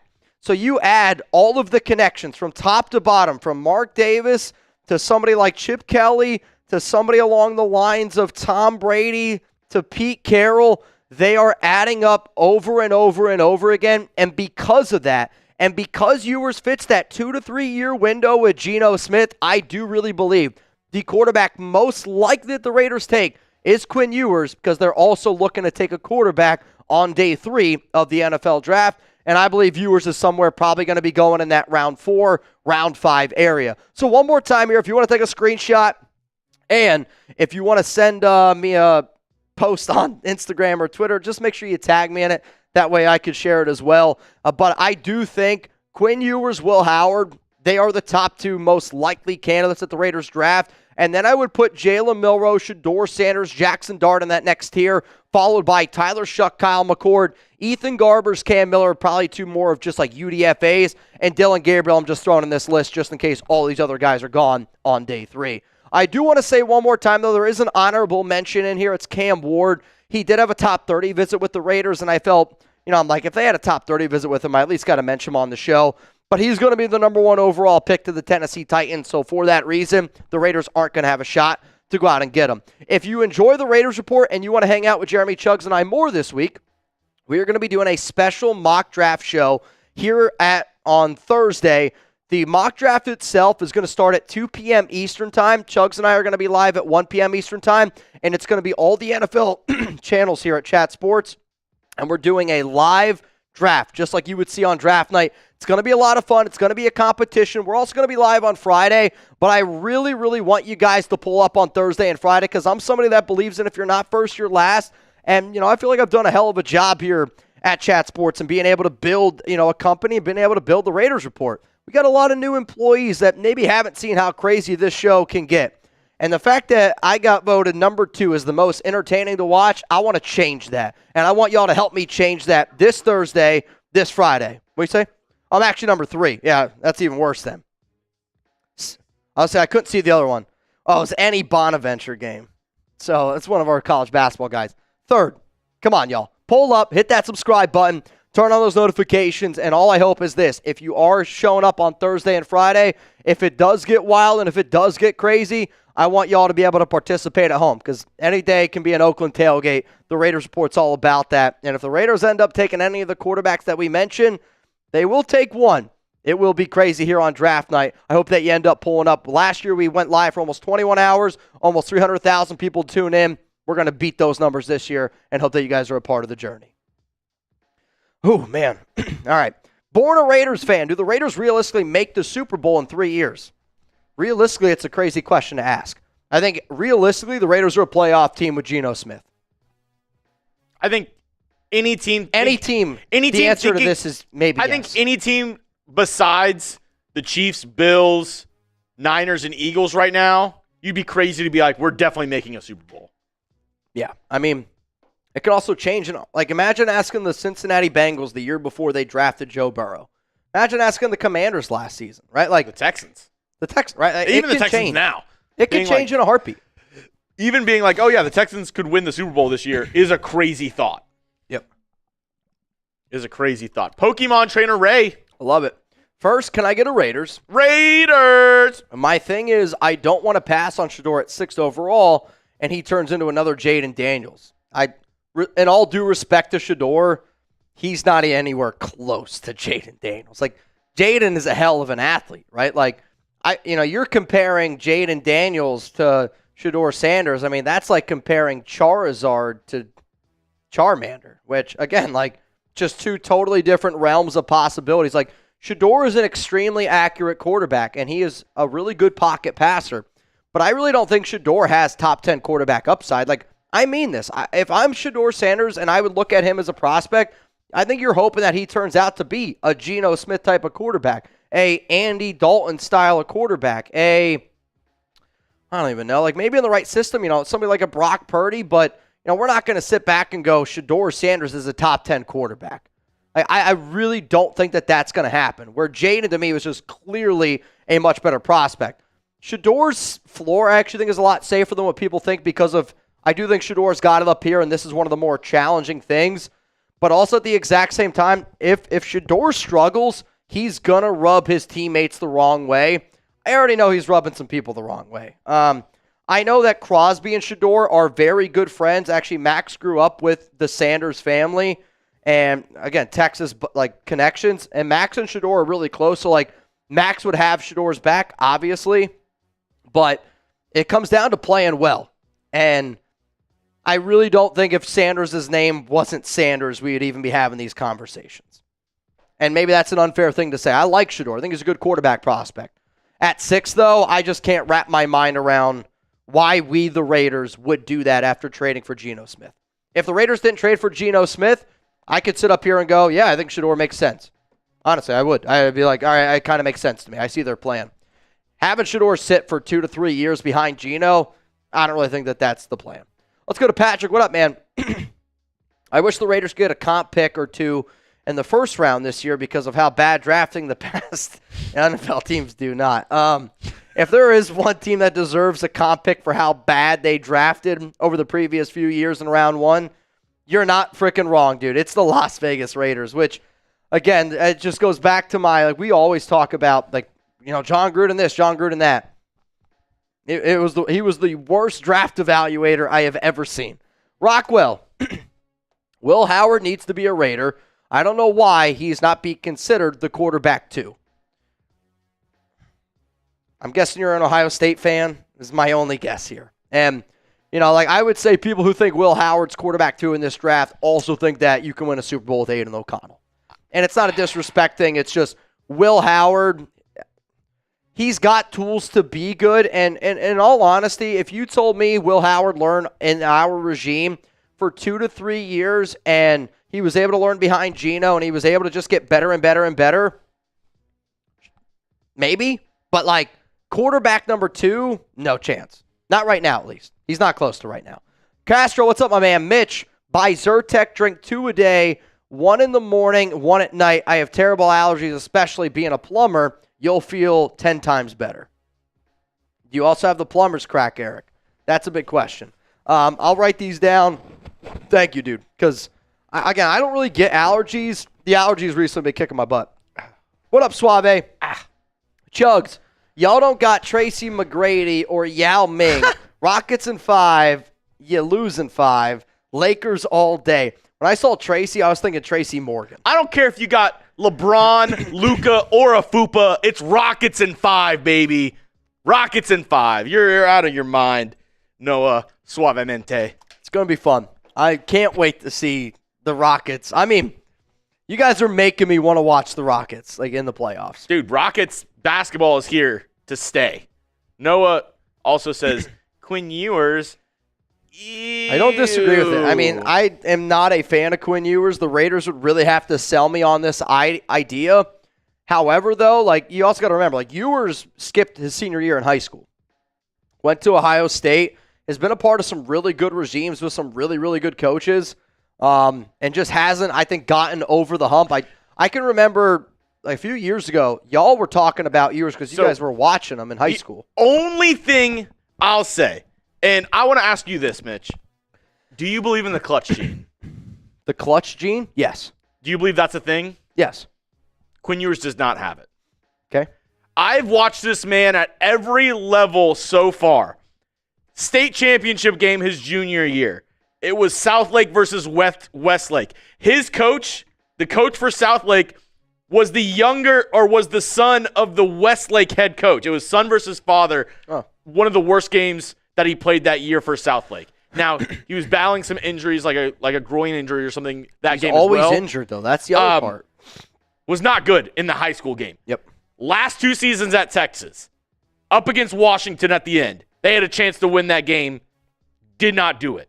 Up against Ohio State this past year. Had a chance to win that game. I mean, he threw a dart in that one game. No, against Arizona State, but I feel like you're in right. a lot of games where it's down to the wire and you need your quarterback to make a play in crunch time, the clutch gene, the Kobe gene, the Michael Jordan gene, whatever gene you want to call it, I don't think Quinn Ewers has it. I think he's a good quarterback. I think people discredit how good he is. Yep. I think just when it comes down to the clutch gene and making plays at the end of games, that's where I think Quinn Ewers has his biggest faults. Okay. He's not clutch. And I also think, though, sometimes like you can draft a quarterback that you know is going to keep his upside. I actually do think Quinn Ewers, no matter what's going to be a quarterback where you could draft him in round 5, right? And he learns behind Tom Brady, learns with Chip Kelly, learns with Spytek. And these are all names that are very well respected in the NFL. You could look at that by 3 years, and you could trade Quinn Ewers, I think, for a 6th-round pick, which you don't really get that very often with players that you pick in round 5. Mm-hmm. Just saying. What up, Yoda? What's up, nation? Missed everyone. I'm MIA dealing with some stuff for a while because one of my sisters passed away. Bro, I am so sorry to hear that. Just stopping by saying love to the nation, and this place is a helpful escape to lighten things in life. Raider Nation for life. Yoda, bro, you know that we love you here, man. I wish I could send you a donut like in your profile picture.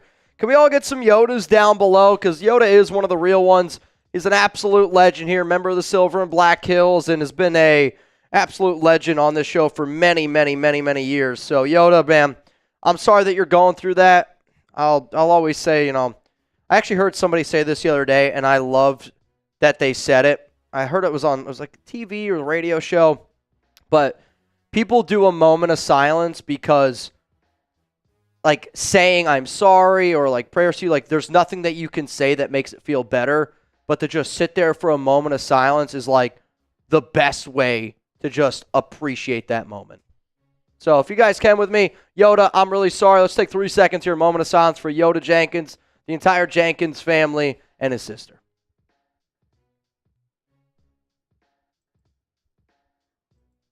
Yoda, we love you, man. Appreciate you pulling up and still wanting to show some love here. Love to you as well.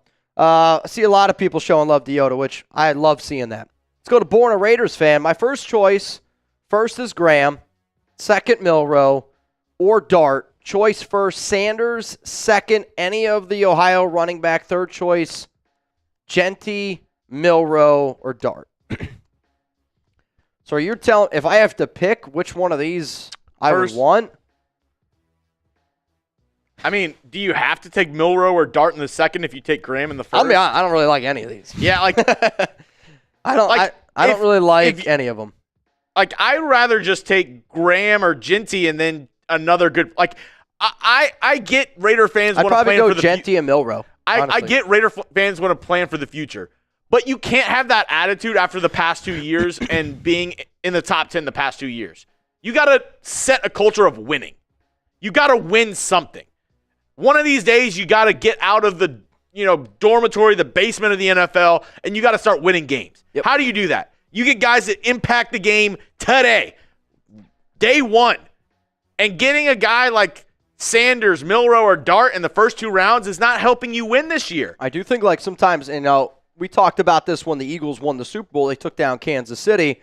I think the Eagles are one of the teams that do exactly what Chugs is talking about, where, they took a Jalen Carter. Why?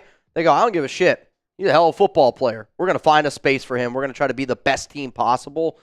And I think if you're the Raiders, you got to just find good football players, right? Like, the Brock Bowers pick is the perfect example of that. Of tight end was not a need, but the Raiders said, you know what we're going to do? We're going to go out and we're going to get the best football player that we possibly can because he's going to be able to help us win games. I'll do this. And that's what the Raiders need to do. I'll do this. Tighten me if you gave Brock Bowers an A grade on draft night.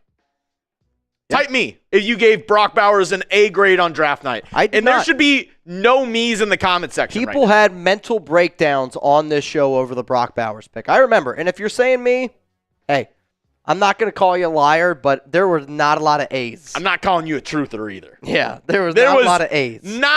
And I can go back to that live show and look. There was nobody that was like, Brock Bowers, that's an A. Nobody. I definitely wasn't pissed. I was surprised.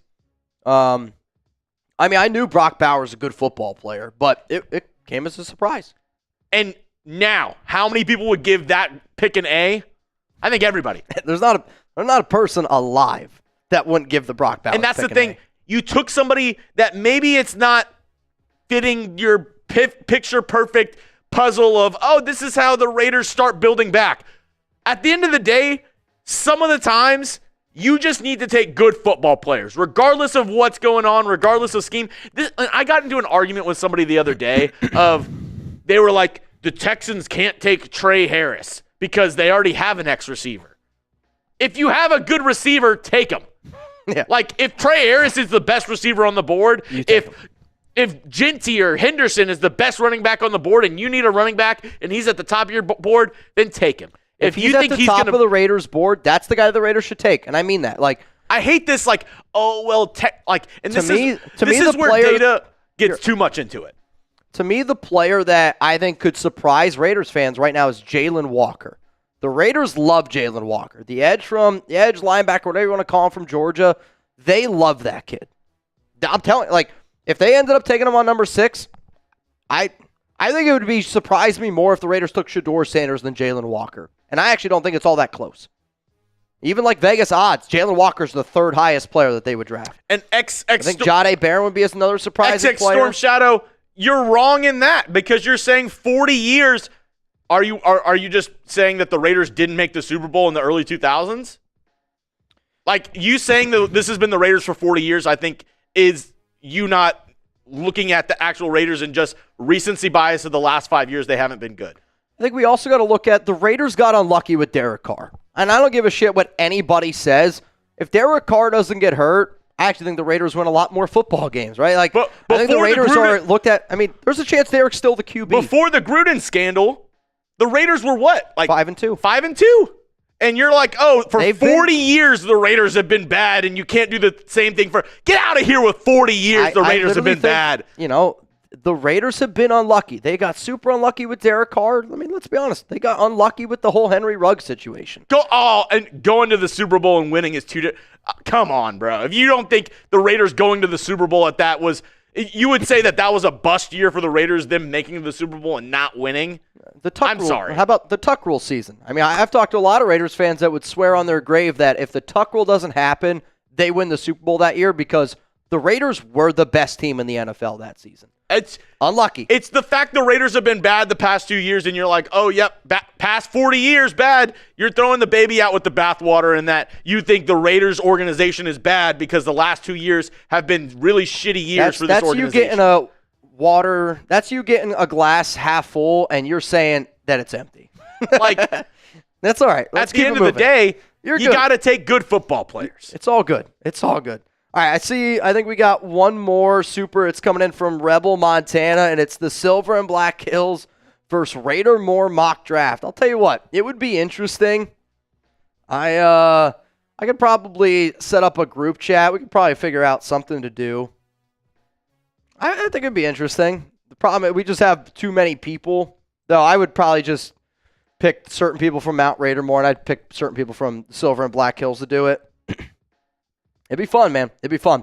All right, y'all. I'm getting ready to hop on out of here. I apologize for my voice earlier on today's stream. I know it sounds like I don't have a lot of energy right now. I actually feel great. It's just I'm trying to reserve my voice. We got 2 big live shows on Thursday and then another live show on Friday. Please make sure you're subscribed. And I mean this. I want, and I really hope y'all pull up. I want the Raiders Report to be the #1 channel here at Chat Sports. We take a lot of pride in what we do, and if you take a lot of pride in being a Raiders fan, I'm going to see y'all Thursday. Chugs and I are going to go live at 1 p.m. Eastern Time. The draft itself starts at 2 p.m. Eastern Time. And then if you want to get down for a little Raiders Friday happy hour, I'm not going to lie to y'all. I was a little disappointed in our Friday happy hour last week. I know I was a little bit sick, but I'm going to be battling. Chugs is going to be battling. And if y'all want to prove that Raider Nation is #1, I'll see you Thursday. I'll see you Friday right here on the Raiders.